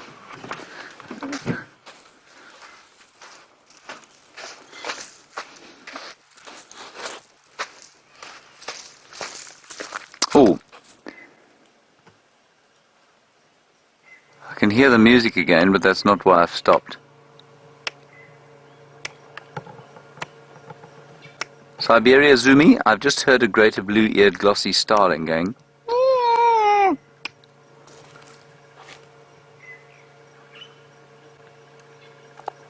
We'll go back a bit and see if we can't see it quickly. So, what I think is quite interesting about this buffalo skull is that it's disintegrating. You see how the horns are slowly being eaten away. Eventually all of this calcium will disappear. And as I've said to you before, I think there's often a misnomer that a fossil is in fact a skeleton that's just been preserved. It isn't. This bone will not last forever. It will, under the action of sedimentation, it could form a fossil, but it will disappear into the earth and become part of the dust of the earth again, well, within probably a few years, but it won't last for very long. It looks a little bit like it's been placed there as a prop.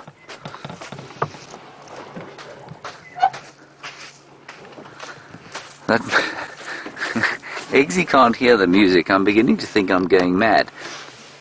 But every Sunday morning I hear it, so I'm not convinced that I am mad. Let's go back a little bit and just see if we can't find this greater blue-eared glossy starling for Siberia.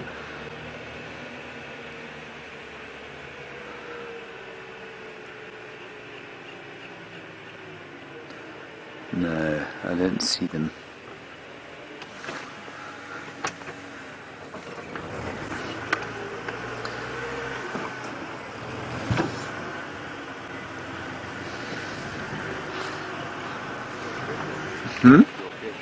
No, my earpiece is in, I got that. I already mentioned that it was Siberia Zumi who was looking for the starlings.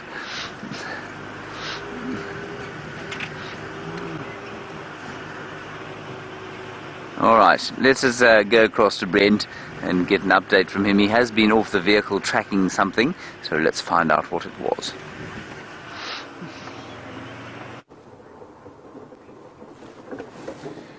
So we found tracks of Nkanyeni, the female leopard I'm looking for. Unfortunately, they head straight south into Mala Mala, where she has been keeping her cubs. But it's always worth stopping and having a look around this large open area. I can't see my mate, Gnormless Gnorman, at the moment, but maybe he's around, resting under a bush somewhere. Now it looks like we're not the only ones checking the open area. There's a vehicle from the south also having a look.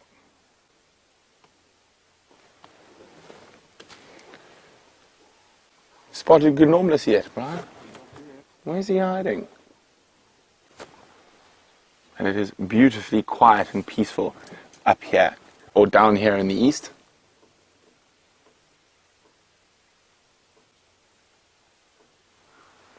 Very, very, very little in the way of mammalian wildlife. But we do have some birds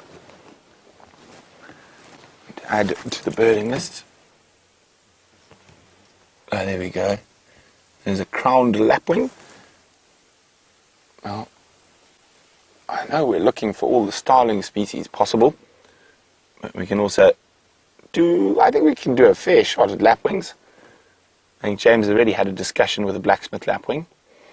Now, I wonder if this crowned lapwing who's running towards us, is he running towards us to tell us there's a cheetah present? Somehow I don't think so.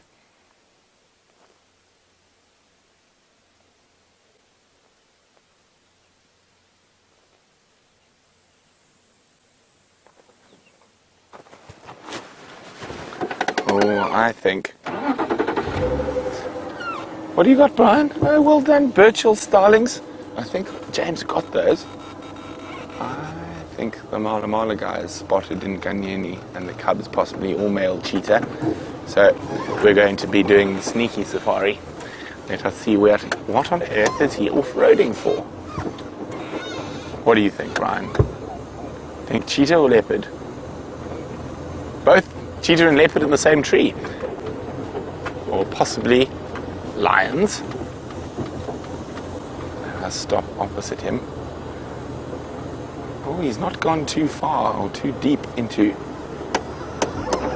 the bush there. I think it's time to pull out the binoculars. What on earth have you seen, Mr. Man?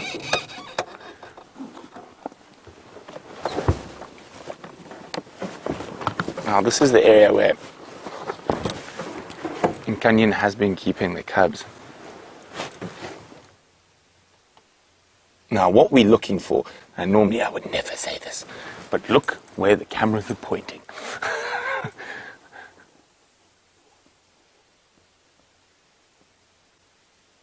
What I think also might be, he might be just checking the last position.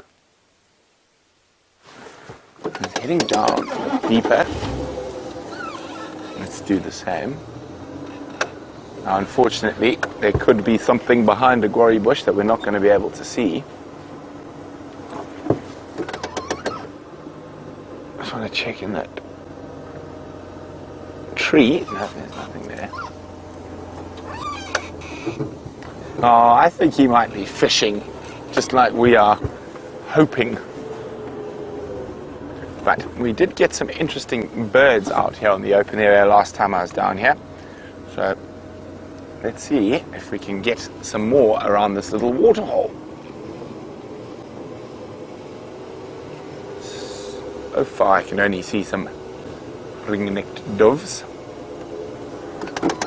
If we look carefully, often there might be a little wader taking advantage of this little bit of water.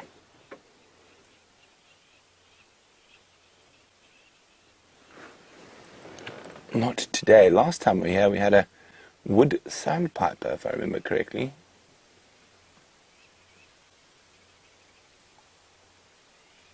Not today, just the dove.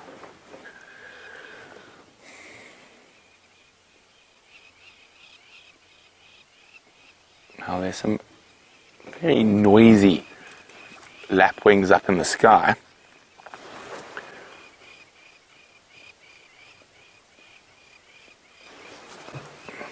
Can you hear that constant calling?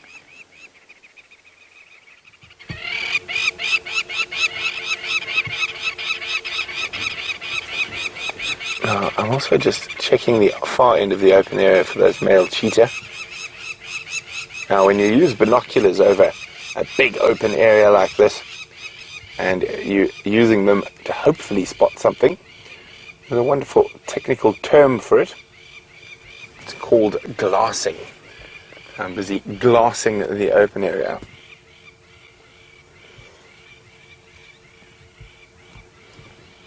Alas,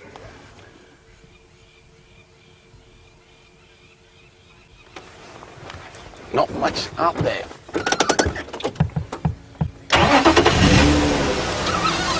Hi, Michael. Michael's 18, and Michael says his favorite bird is the woodlands kingfisher, and he'd like to know when are they going to return. Michael, I actually was having a discussion about that with a friend of mine last night, about when will the woodlands return. Now, normally it's almost without fail between the 12th and the 15th of September. However, I just want to look at one thing in the tree far away down there.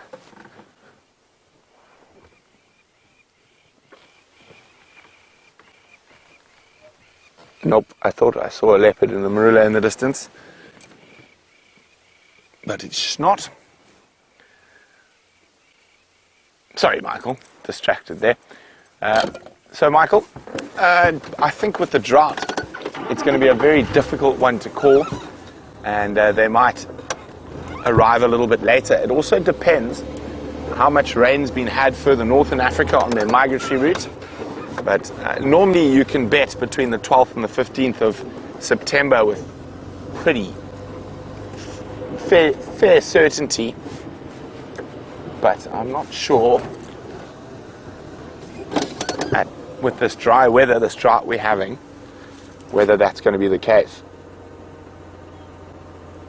Cheetah stump again. Okay, let's check back towards the Cheetah Plains pan, and over the last section of the open area, looking for my mate Gnormless.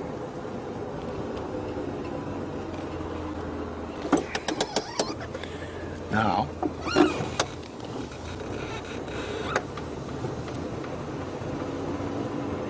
okay, let's go back towards the Cheetah Plains pan. And I was hoping for some wonderful little grassland bird species, or the short grass plains, but alas, no luck so far.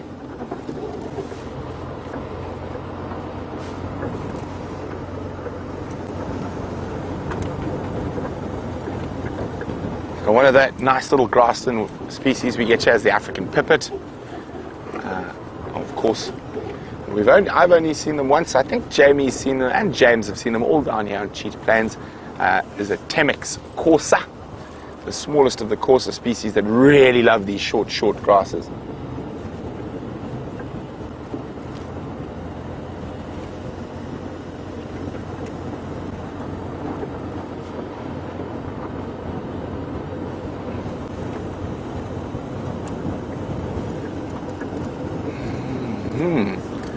Not even Gnormless Gnome in the GNU. Oh dear. Should I be worried for my mate? I think he's fine.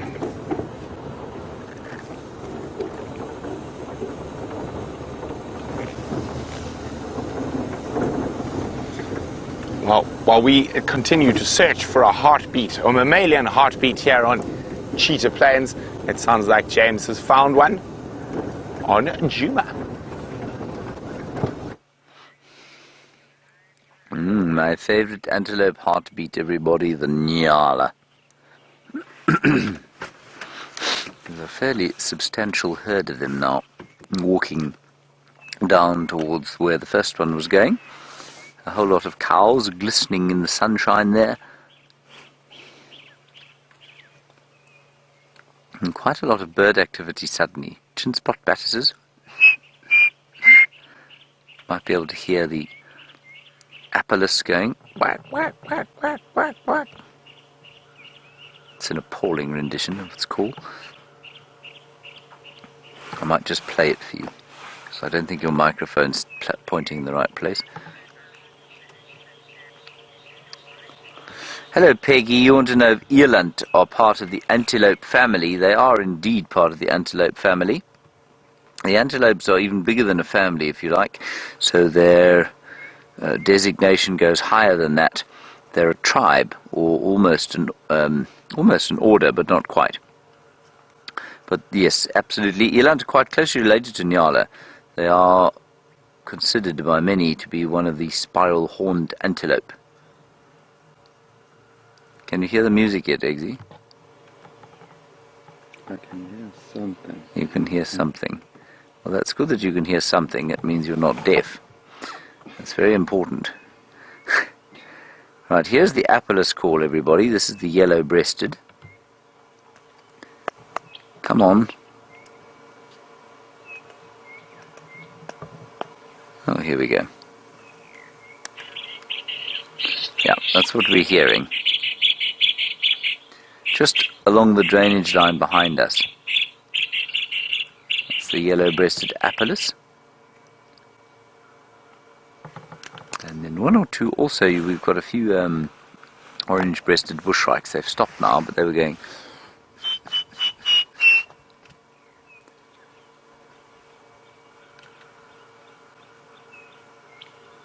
Beautiful morning. It really is a very stunning, relaxed morning. Of course, I don't know why it feels like the weekend. It feels like Sunday today, and yesterday felt like Saturday, but every single day out here is precisely the same as the next, so I don't know why it feels like that. I guess it's probably from the fact that we grew up like that.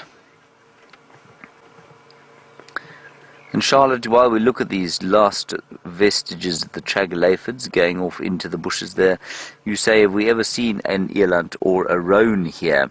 No, roan, as far as I know, roan has never been seen here. Eland, yes, once or twice, not common, probably once every 4 or 5 years or so they'll come through the Sabi sand, maybe 1 or 2, lost individuals. But sable, well, once every year or so, a sable bull is seen wandering through here, and then it disappears. And sometime, maybe this time last year, a sable bull was spotted on the Djuma Dam Cam, walking across the Djuma Dam wall. There's that orange-breasted bushrat. Just listen to that.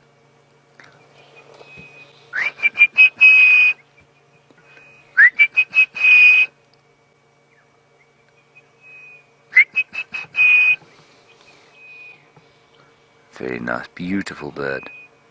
With an orange breast, surprisingly. Alrighty, let's carry on. We're heading towards Buffelshoek Dam to see if we won't be as lucky as we were yesterday when everyone had been through there as we pitched up. The lions arrived. There's a little baby Nyala. We'll see if we can't get a decent look at her, or him, or it. Here's his mum, so I think we probably will get a decent view of him. Look at the little thing. It's tiny. Mum stands about 3.5 feet at the shoulder. So when the little one runs in behind it, just over a foot, just over a foot tall. Look. Isn't that sweet? So they're not particularly seasonal breeders, the Nyalas. They will have a peak in the rainy season, but you can see there. I mean, that thing's no more than a month or 2 old.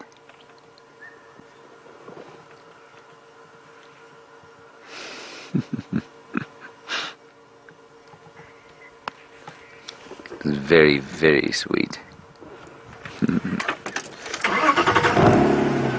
Julie, you're wondering about colic in animals out here. I think colic is probably a fairly wide-ranging term. I stand to correction here. But colic is probably a fairly wide-ranging term that describes a number of stomach ailments or gas, I think, in the stomach. Now, we know that human beings get what we call colic when we're little, but I think you're probably referring to the colic that the horses get. Now, as far as I remember from my days as a horseman, colic is caused by the fact, sort of build-up of gas probably, or toxins in the belly. Horses cannot vomit. They can only breathe through their noses, and for some reason that means that they cannot vomit. And so you have to release something from the stomach, and if a horse gets colic, you've got to put a tube down its nose into the stomach and then kind of drain the stomach.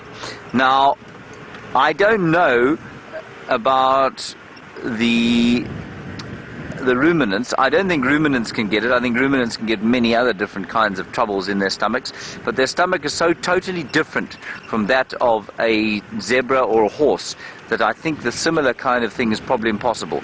I imagine a zebra can possibly get colic, but I also think that colic, as with most domestic animals, is probably a domestic animal disease caused by strange diet and eating strange things and living in strange conditions.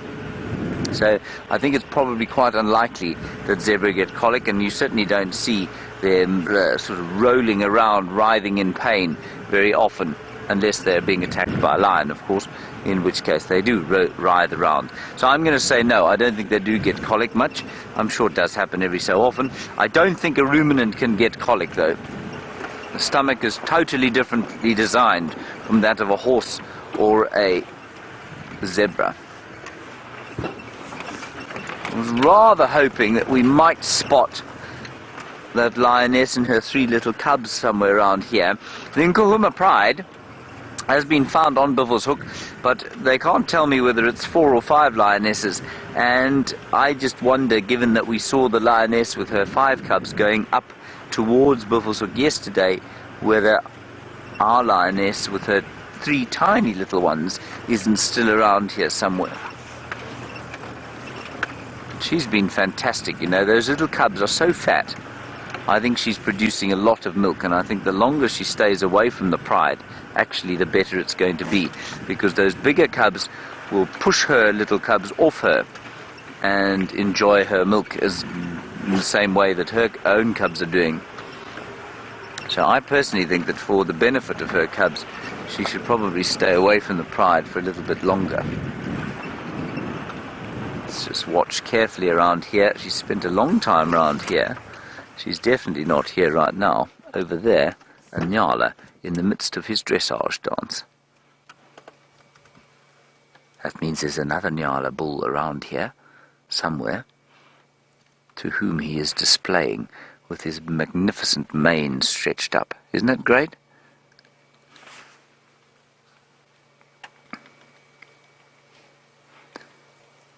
I think that's really lovely. Look how slowly he's moving. Each foot taking about 5 seconds to land. I don't know where his competitor is, but probably to the left of him. Now, Nyala, as many of you will know, avoid conflict by doing these outlandishly ridiculous slow dances around each other. And I, for many years, thought, well, they didn't get very violent with each other. But I tell you what, if this dance doesn't, excuse me again, if this dance doesn't sort the men from the boys, as it were, then they get very physical with each other, and it is a startling and astounding thing to watch 2 Nyala bulls face off and have a physical fight. Let's move a little bit forward. I think I can see the other one there.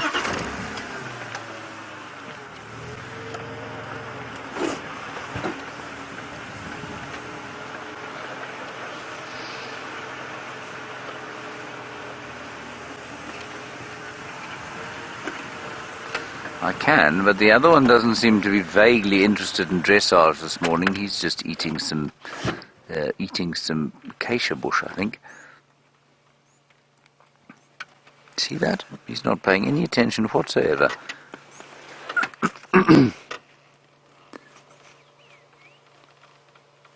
he's eating some zebra wood, while his mate walks past at, I don't know what you call a speed so ridiculously slow. There's also, I can hear a woodpecker pecking around here somewhere. See if I can spot him.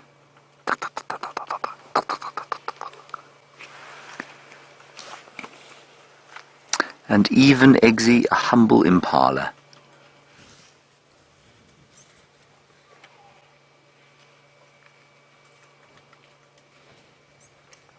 Let's just have a look at our impala there. It's that thing there, Eggsy, you see. I'm scratching his back leg there.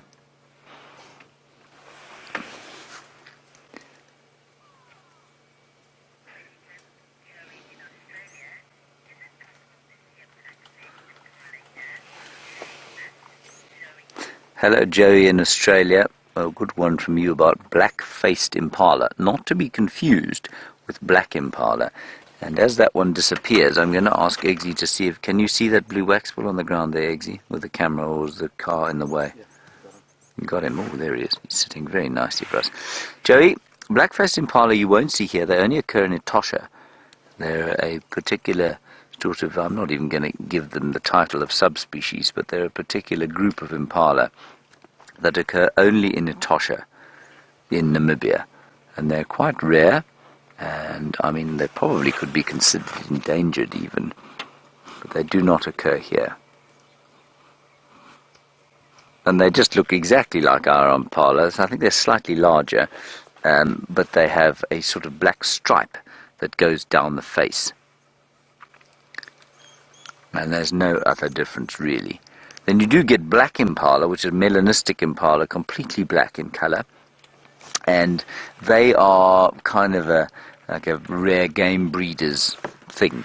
You will find them very, very, very, very rarely in the wild. But you do get them, black impala. They're a bizarre thing to see. But the black-faced impala, Joey, only in Namibia, in Etosha. That was quite nice. We had some nyala, impala, waxbills, woodpecker pecking away. Hello. Just greeting the one who wasn't having a fight. Now past the one that's looking a bit ashamed that he was having a fight.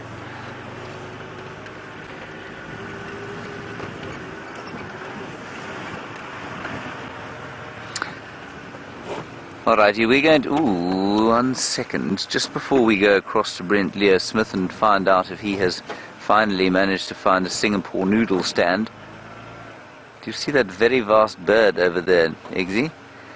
With your camera there, it's going to look like a waxbill. But with these powerful binoculars, I'll be able to identify it. It is a batelier, Eggsy. A silhouette of a batelier. Looks like a splodge on your screen there, 2 pixels in height. So let's go across to Brent and find out how his hunt for a Singapore noodle breakfast is going.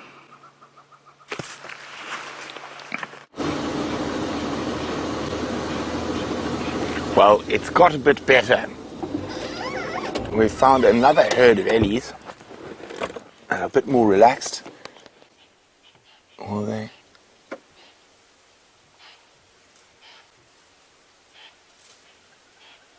That is also what excites me the most. There's a massive ellie bull right here. So I'm going to try and get a bit closer to him.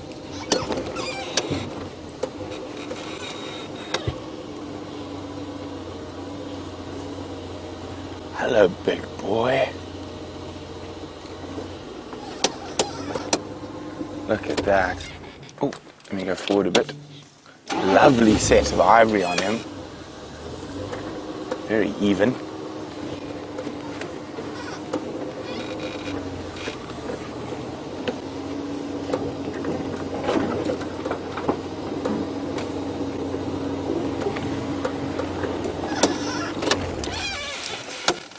Hello, big boy. Yes, it's so strong. Now, Andrew's wondering, is it true that elephants can smell water from up to a mile away? Andrew, I'd say they can probably smell water from a bit further than that. I'm just trying to see if he's in must. He's not. Hello, big boy. Oh, he's massive.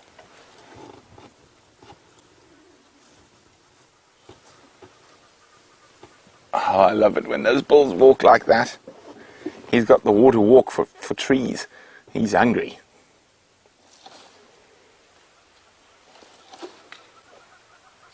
Oh my goodness. He's trying to push down a massive saffron. He's decided it might be a bit strong.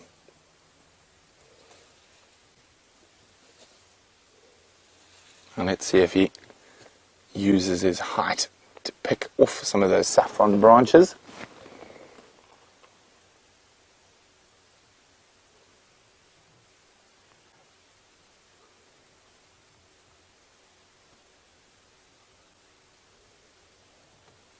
Wow, look at that. He's smelling something in the dirt, and as he breathed out, he created his own little dust. Okay, let's see what he's up to. There we go, the reach.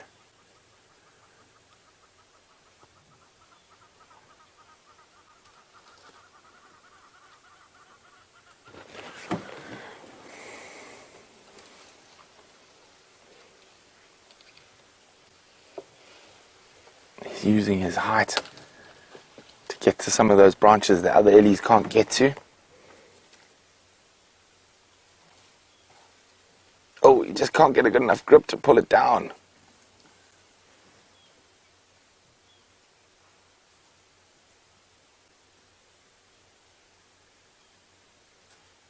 So he picks a lower branch. Yeah, I'm just going to try edge forward slightly.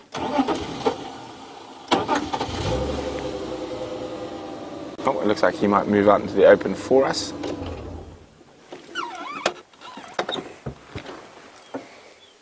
Beautiful big boy.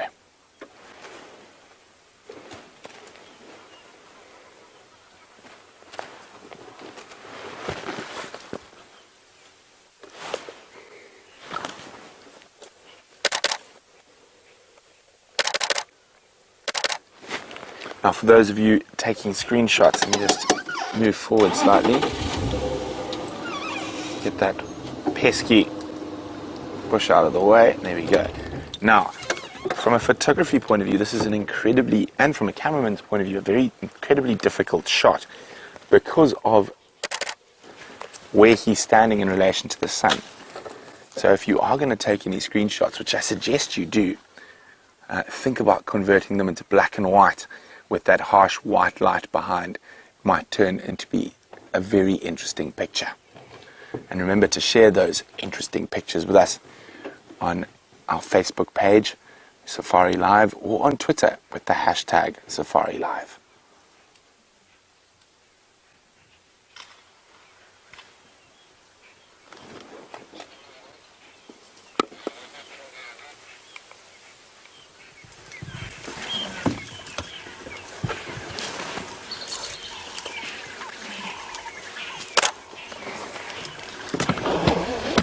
Now, Roxanne's wondering, are there any problems with the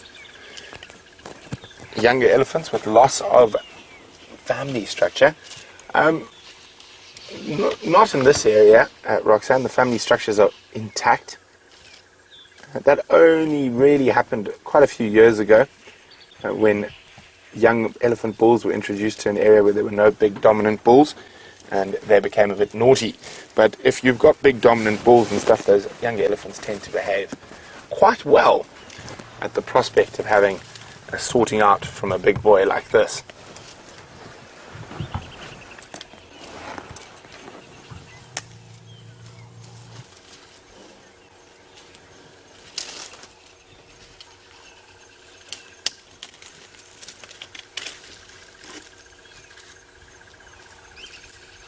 Oh, do you hear that, Brian?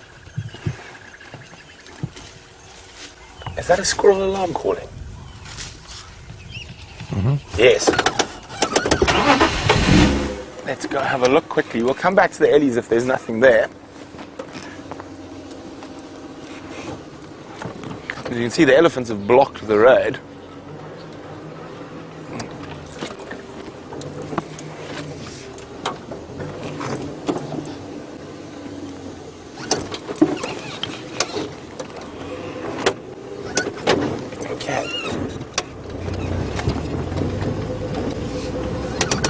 So where that squirrel sounded like it was around here, I mean, there's elephants spread out all through, but who knows, maybe we're lucky enough that the cheetah might be on their way back.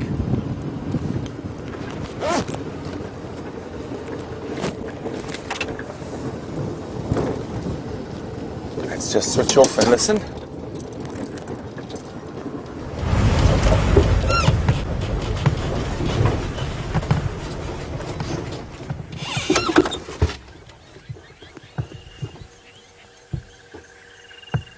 If his lord squirrel's gone quiet.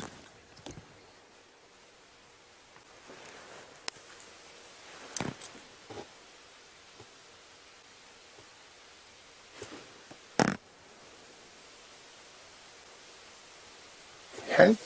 Sounds like some upset lapwings ahead of us.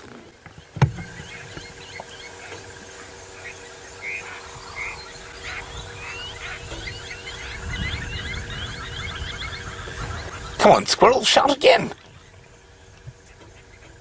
That squirrel obviously is like, I can see the killer bees. Let's make a joke. Leopard, leopard, leopard. Ha ha ha ha ha. Evil squirrel.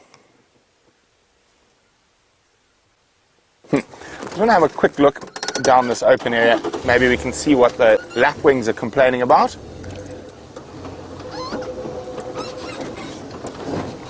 So while we have a quick squiz down towards the, or up towards the north, see if we can see anything that the squirrels and lapwings were shouting at. Let's go see how James is doing.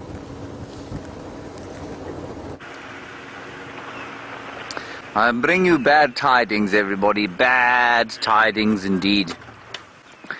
All of the lions are 70 meters in that direction. 70 meters. Just inside there, if you're working in feet, that's about 250 feet. All 5 lionesses, 2 Birmingham boys, and 8 cubs. Sorely tempted to trespass, but I'm not going to. Instead, we'll look at that vulture, which is very far away, sitting in a tree, surveying the Sunday scene. It is a white-backed vulture. Not only is it a white-backed vulture, it has also got quite a full crop, which means it has probably been eating that buffalo carcass the Nkahuma Pride rejected out of hand the other day, quite interestingly. Possibly died of some kind of disease, and the Nkahumas may have picked up on that. I don't think, you won't be able to tell from there, but the full crop is basically a swelling on the throat that is still full of meat, and it's slowly being pushed down into the stomach. It's quite a good way if you're a bird that has to eat quickly and then fly away before you get mauled by something. It's quite a good idea to be able to store a bit of food on you, so you can fly off and sit in the safety of a tree like that. More of the magpie shrikes calling in the background. Very exciting that at least we've got some squirrels alarm calling now in Cheetah Plains. Maybe Brent will be lucky. Maybe they're shouting at a slender mongoose, however. It's equally as possible as a leopard. But we'll hold our thumbs together. Right, our next port of call is going to be the Gallagher waterhole and see what's happening there. Because there ain't nothing happening at Bivelshoek Dam. There was a tea party going on at Bivelshoek Dam, actually. Some guests from Vuyatel and Gallagher, they had stopped there to have their morning coffee. Didn't offer us any, did they? Eggsy's stomach started groaning again. Yet still they did not offer us anything.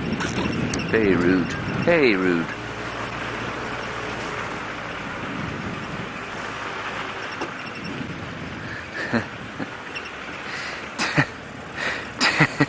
Tasha Michelle, you say, are we not seeing any animals because they've all moved away because of the drought? No, we're not seeing any animals. I think it's quite by chance. The roads don't cover every piece of land. The elephants seem to have moved off again for a little while. That's not unusual. They do. They come and they go in great numbers. The lions are just across the boundary, so, they could easily be this side, but they're just across the boundary, so we're not seeing them. Likewise, I'm not sure where Karulu and the cubs are, but it won't be far from the southern boundary. So it's very much just a case of chance, Tasha. It's just what happens. We've seen pretty good general game today. We've seen some nice nyala, some nice impala. We've seen 75,000 duiker between Eggsy and I during the course of the morning. The birds have been pretty good. So it looks quiet because we haven't had any sort of high-profile sightings. We've had elephants with Brent twice. And so it actually hasn't been a bad return, but we were hoping, we go out in the mornings and we hope to find the big cats and that sort of thing. Oh, well, and as I was saying, we go out hoping to find cats and cubs and that sort of thing, and sometimes it just doesn't happen like that. And Brent has found an elephant. Go and have a look.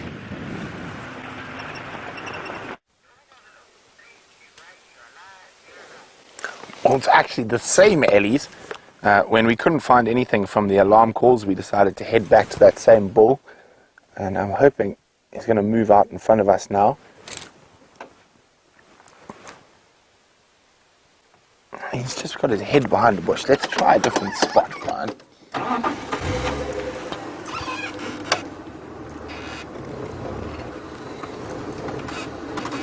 Maybe we'll get a nice window.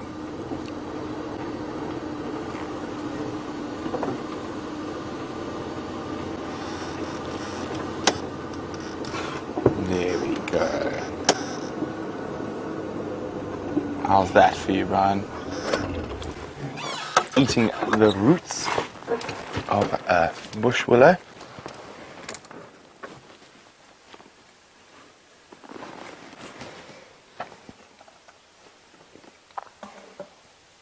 Can you hear him crunching?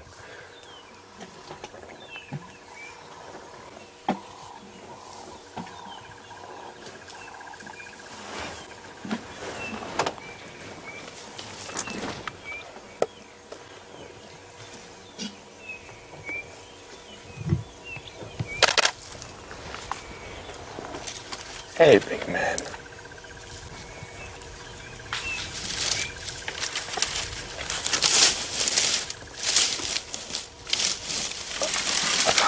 Look at that 1 foot. He's turning that whole tree over. Oh, let's get to the roots on the other side.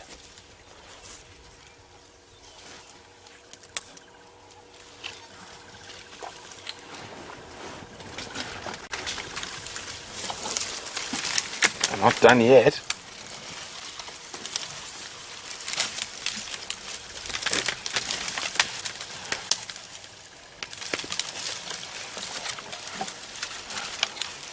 Look at this.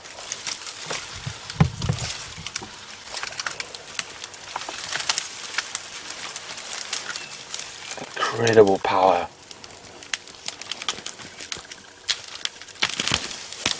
There we go. Wow. They are so strong, the big Ellie balls.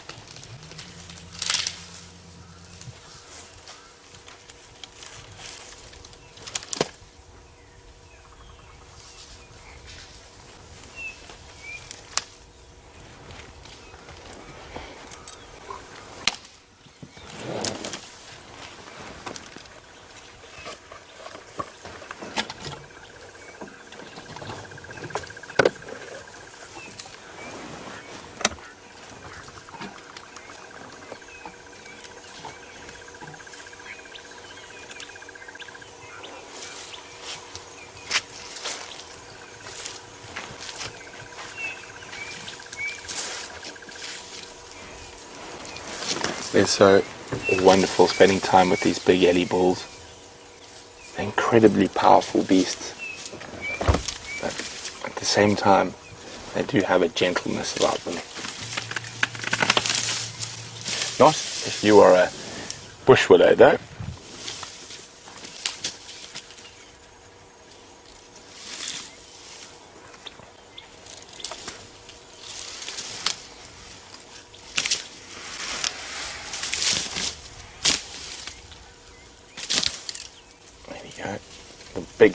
The biggest root from that tree just pulled right out of the ground.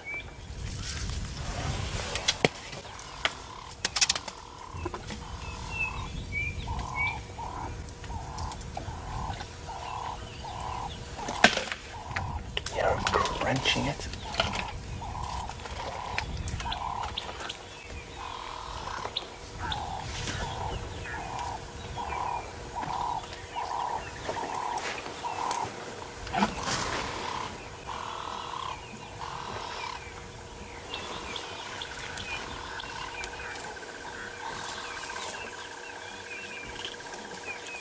I was hoping he was going to walk right up to us when he's finished munching away.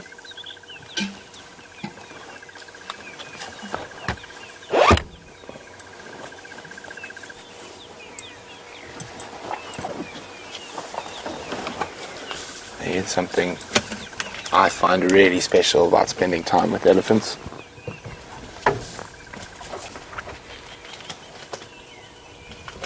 And if you read their behavior correctly, you're able to spend an incredible amount of time really close to these massive animals and very safely as well.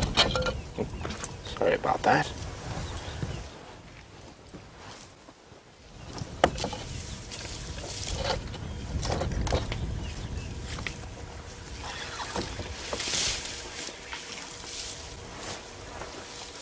Well, it sounds like you guys have got some great black and white screenshots. When it's always a good little trick from a photography point of view when you're looking straight at the very harsh sunlight.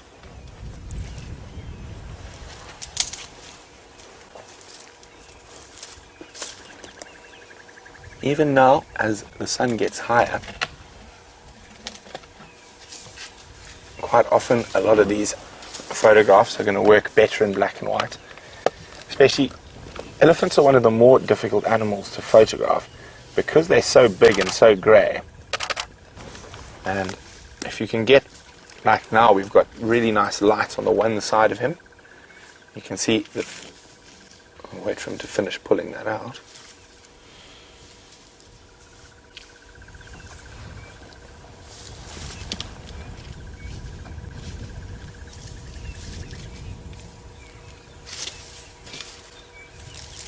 Oh, throw some dust.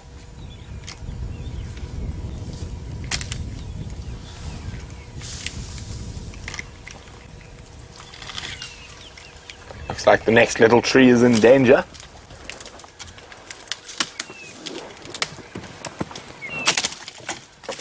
It's a little sickle bush that he's broken the branch off.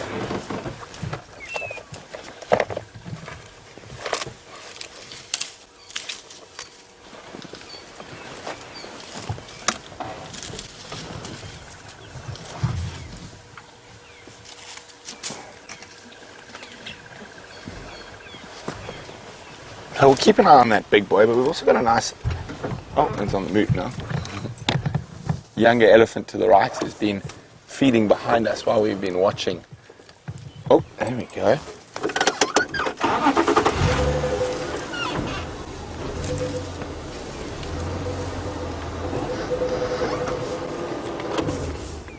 It looks like it was about to take out that small bush willow.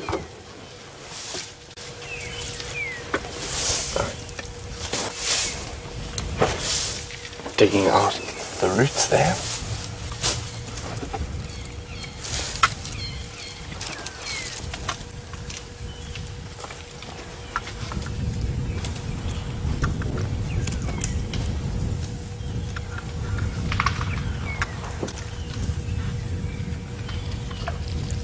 Oh, here we go. No, deciding it's not worth the effort.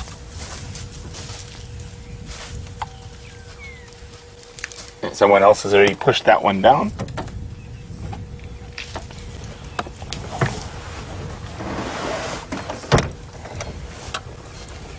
Oh, Brian, the big boy is coming close to us.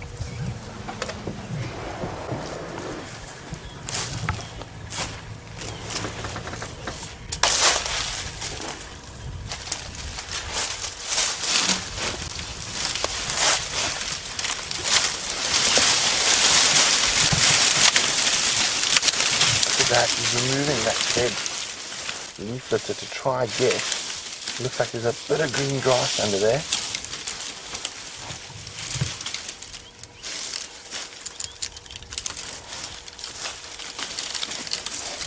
Oh, big man.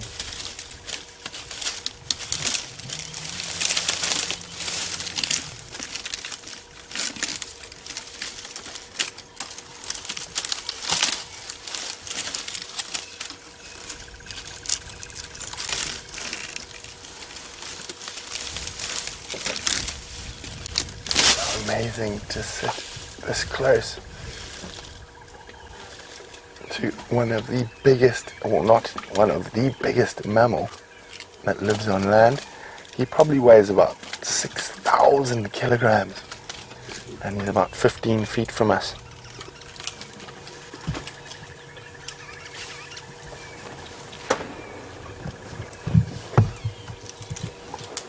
I'm guessing probably around 40 years old. In his prime.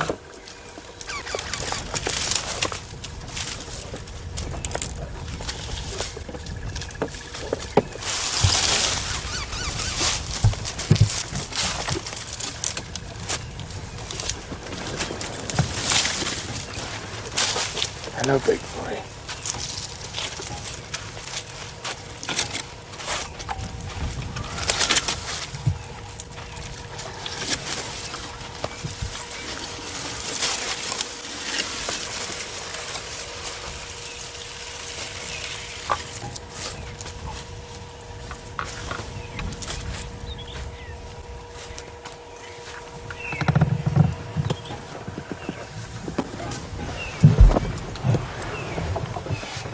Wasn't that just too special? I'm going to try to stick with this ball for as long as we can.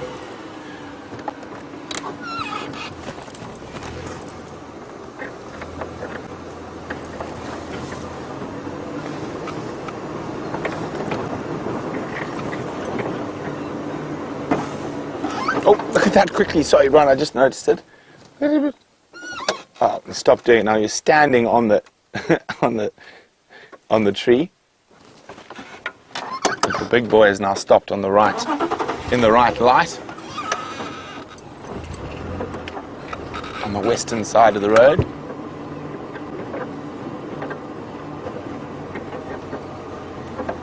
Hello, big boy. How's that, Brian?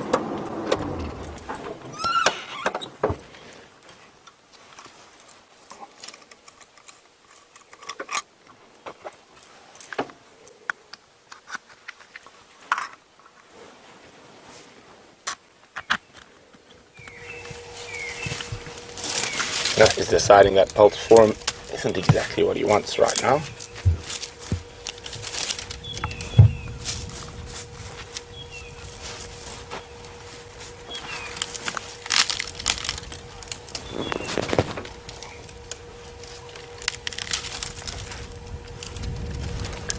Well, James Richard said you could just listen to the sound of an elephant feeding all day. The pops, cracks, rumbles. Well, me too, James. It is one of my favorite sounds in the bush. But Lucy's saying you can just hear how dry it is with the way that all the branches break under the pressure from elephants. Let's see, where's he going? He's moving off. I think we're going to do the same. We're going to let him enjoy the rest of his breakfast. And I've got one last lead that I'm going to follow up on Cheetah Plains. And let's see if we have any luck. I'm not going to jinx it by telling everyone what it is.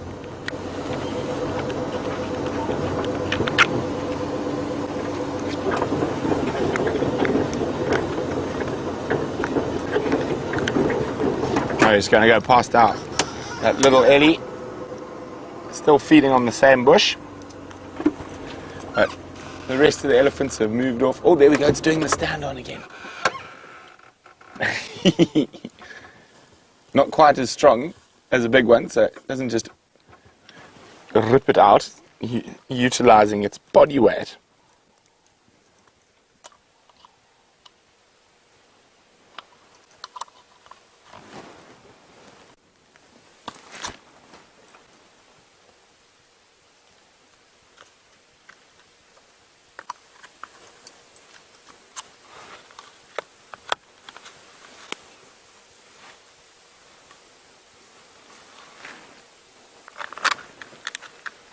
Okay, little one, let's leave you be. Just keep going, see what else is out and about on the plains of the cheetah. Who knows, maybe there's a cat surprise, I'm hoping.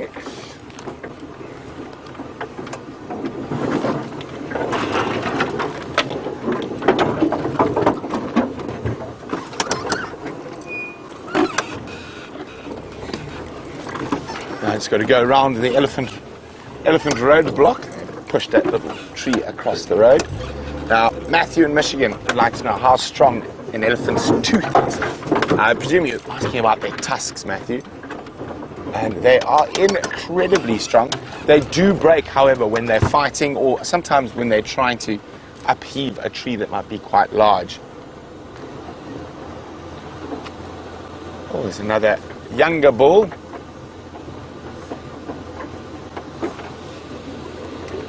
Well, sorry, Matthew. Matthew said no, the elephant's actual eating teeth. Well, Matthew, we've got a lovely young elephant bull here who's got a nice set of ivory for a young boy.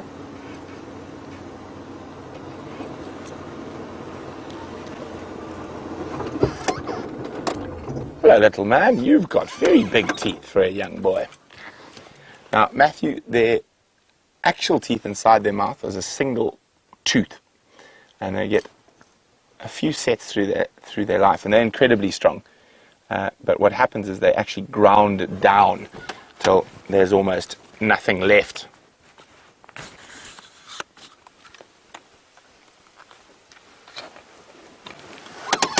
Let's just try and maneuver with this young boy. He's probably around 30. Oh, sorry, mister. He's decided to change direction. He looks to be the last of the elephant herd. And there he goes. Heading off to the west. We're going to have one last dalliance in the south. Hopefully it's a fruitful one. But, oh, these eddies are making our life quite interesting with all their road rearrangements.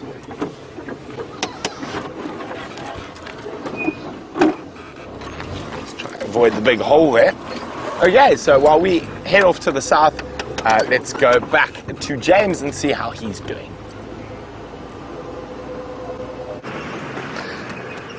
I've adopted a different strategy now. We've adopted the strategy of now cover as much ground as possible. I've searched very gently and genteelly into every single bush that I've been past today, and so far failed to find anything in the way of a cat or anything like that. And so now I'm driving much more quickly, as you can see. Eggsy is looking a bit more terrified on the back of the vehicle. His beard is blowing gently in the wind.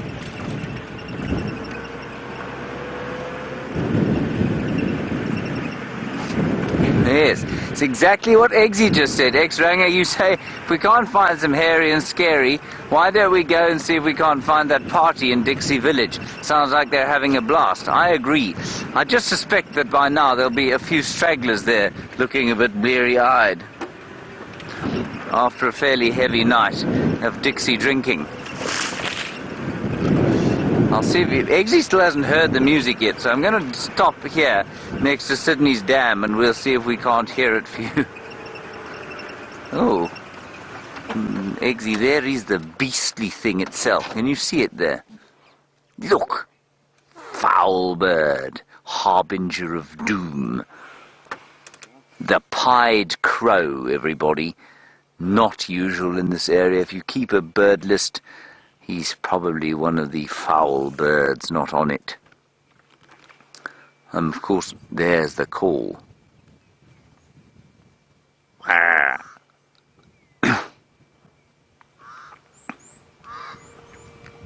Horrid call.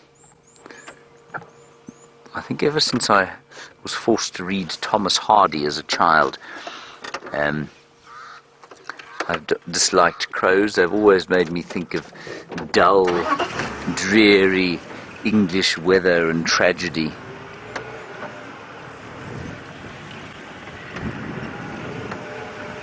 It's not the crow's fault, of course, everybody. The crow just happens to have a bad voice. But it really does have a horrible bad voice. Anyway, let's see if we're just near Sydney's Dam now. See if we can't get a little bit closer to it and see if we can hear the party in Dixie. It sounds to me like it's come to an end, though. I can smell some waterbuck around. Obviously, I can't see any. Ooh, there, no, same starlings we've already seen. Sorry about that. So Siberia, sorry about that. Hello Sarah in Cape Town, you're a new viewer, relatively new viewer, and you want to know if there's going to be a fireside chat tonight and you've never been to one before. Sarah, there is going to be a fireside chat this evening. The theme will be the Olympics. That's what our theme will be. There's a Birchall starling Siberia. I'm afraid I've failed to find you a greater blue-eared or a Cape Glossy today. Eggsy's had enough of those.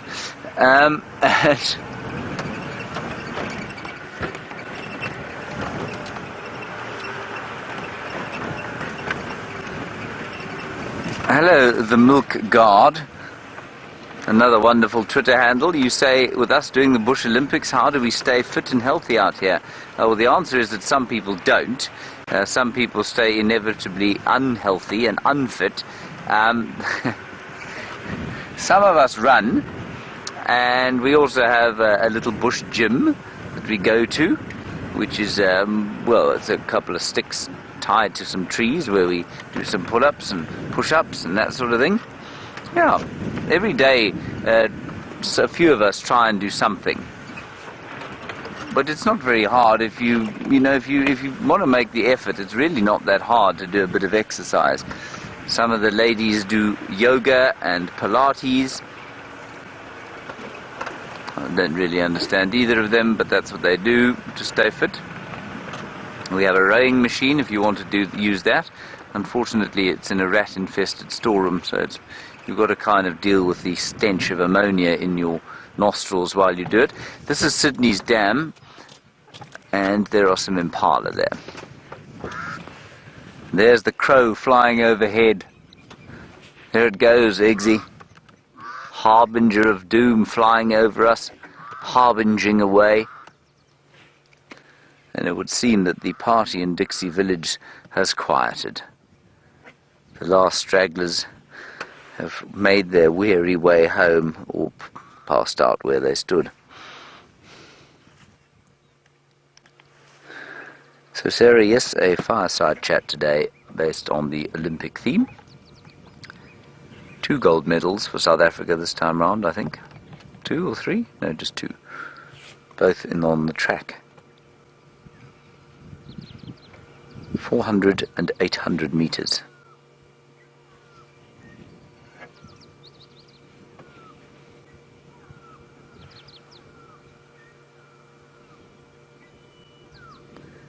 Very peaceful. Right, Impala are moving off. We shall do the same. Let's head down Sandy Patch Road. It's the only road we haven't driven today. Not so, Eggsy? Let's probably do it quite quickly, hey? Simply because we need to cover more ground, see if we can find something in the way of a high-profile game species.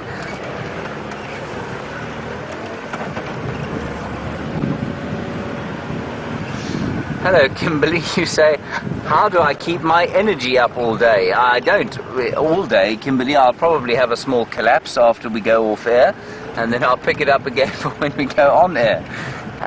Kimberly, I don't know. It just, when the camera lens turns towards me, I don't find it very difficult to pick my energy up. This is probably because I have a very large ego, I suspect, which is a distressing confession to have to make, but one must be honest, I suppose. It's also the joy of performing, Kimberly. For me, if somebody says that they've had a laugh at something I've said, well, then I just think it's the greatest compliment in the world.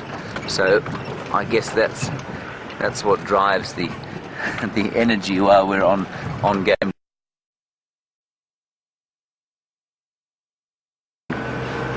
So there's quite a lot of downtime between then and, between drives when we can do various bits and pieces and recharge ourselves. Our male leopard came wandering down here yesterday, but I think he went off towards Simbambili, probably Mvula, his coupling, if you like, with Shiluva complete.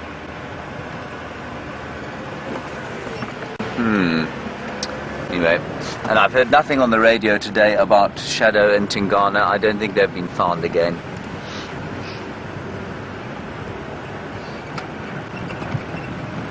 Hello, Nemo. Well, you want to know about false estrus and whether leopards can do false estrus in the same way that lions can. Nemo, I think you'll find that they probably do it for slightly different reasons. Just looking at some alarm calling birds here. Nemo, lions come into false estrus to make sure that the males that they're going to mate with are A, going to hang around, and B, so that they can solidify bonds with them. But leopards don't really have that same kind of issue. They don't live in it. Well, I suppose to a certain extent they do. Yeah, if a new male came into an area, they may come into a false estrus. And for those of you who don't know, false estrus is when the female will come into a sort of estrus, but she won't actually ovulate. So she'll mate, but she won't ovulate. And that does solidify bonds with a strange new male who has come into an area and dominating it. So yes, I would say leopards can, but why I was kind of a little doubtful about it, or what I'm thinking about, is the fact that Karula mated 6 times with Tingana before she produced this latest crop of offspring, Shongila and Hosana. And I wonder if some of that wasn't a false estrus of some sort. I don't think she's had cubs with him before. I think it's always, well, I mean, I think there have probably been various over the years, but Mvula was the last one that she had cubs with. And yeah, so I don't know, maybe the fact that she these were her first lot with Tingana made her come into some sort of false estrus. I don't know. Very interesting question. Good one, thank you. But I think it's well possible. Now we have some more starlings. Siberia, we'll try and get you at least 2 of the 5 before we shut down.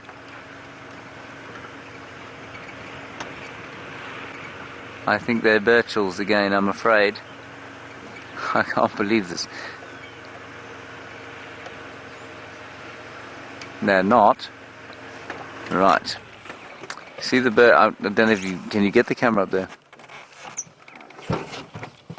It's a Cape Glossy or a greater blue-eared glossy starling, and the only way we're going to know... Can you get it up there? The only way we're going to know is if it calls. Sorry, this light is in the way. Let me go back, forward, back, sideways. Siberia, Eggsy is doing his best for you.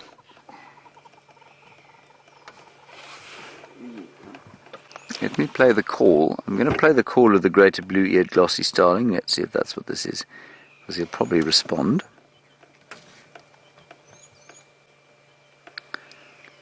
Lots of midday bird song now. You got him there.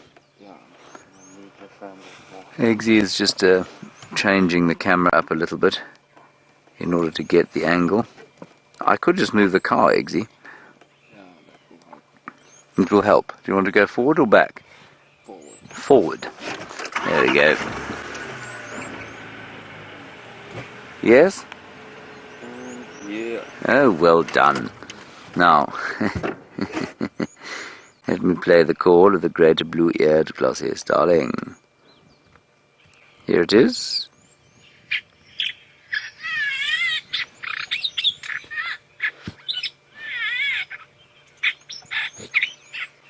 That one is not reacting.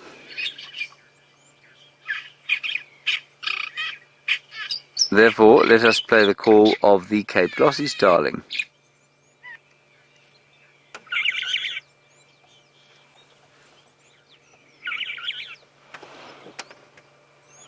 This one's stubbornly refusing to say anything at all. This is very irritating. Siberia, I cannot tell at this angle whether that's greater blue-eared or Cape Glossy, I'm afraid. Sorry about that.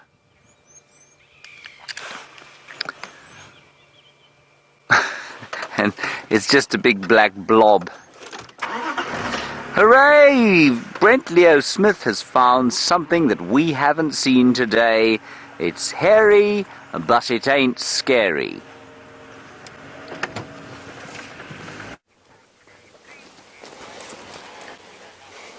And I'm as chuffed as cheese to let you know that the Gnu, the dominant male of the southern plains of Cheetah Plains, is alive and well and still without girlfriends. Don't worry, Gnormless, summer's coming, your lush green grass will grow, and all the ladies will come to you. Gnormless is staring in the direction where we can hear some elephants. And he's on his way into normal Norman's territory for a forry or a drink at the Cheetah Plains Pan, is my guess. Be careful, Gnormless. I didn't see normal, and there could be, or the arch rivalry continues.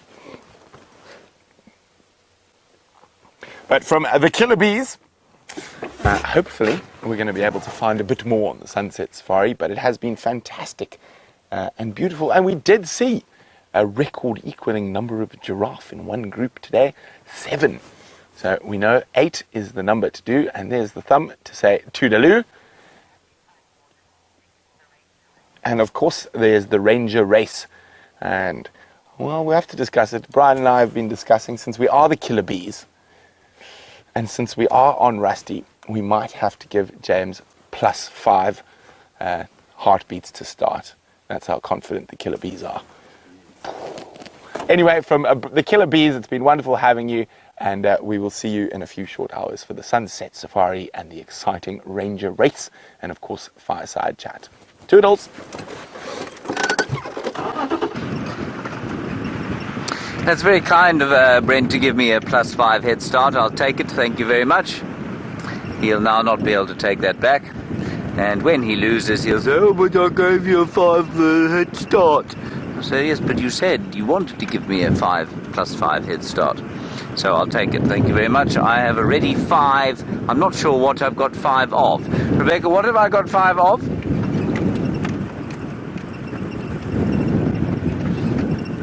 Five points of what, Rebecca? Mammals, birds, amphibians, arachnids.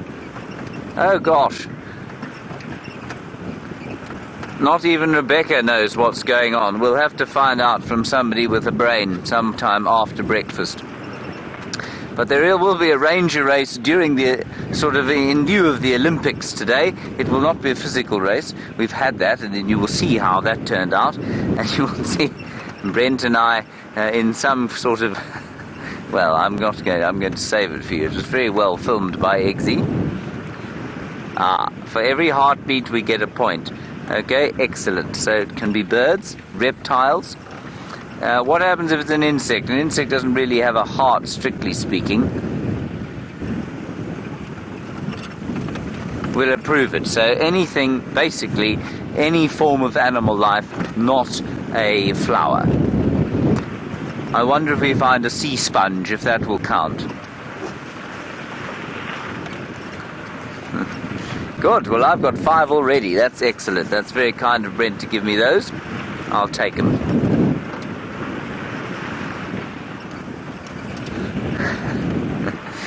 So that is going to happen during this afternoon's Sunset Safari, and then we will have a surprise visit at the fireside chat from the great Olympic champion himself, the Bush Olympic champion.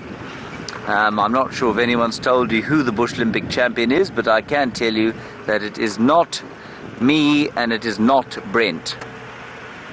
It is someone else in the camp who has managed to achieve greatness in athletic and, well, even film prowess during the course of the last little while. We are going to stop here at the entrance to the Democratic Republic of the Congo, where it is that we all live. And we shall bid you a fond farewell on the back end of some blue wax bills over there. Those blue birds there. Eggsy, that's it. Well done. You moved with Capetonian smoothness there. It's the only advantage to a Capetonian. There we are. Look how pretty their colours are shining in the sun. Isn't that lovely? I think that's really pretty. Keep on them. Don't go anywhere from them, Eggsy. We ain't going to find anything else in 60 seconds. There's a whole bunch of them. Grief, our cup runneth over.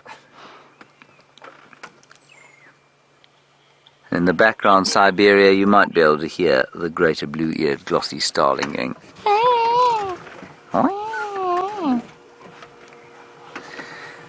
Okay, everybody, that's going to be it from us today.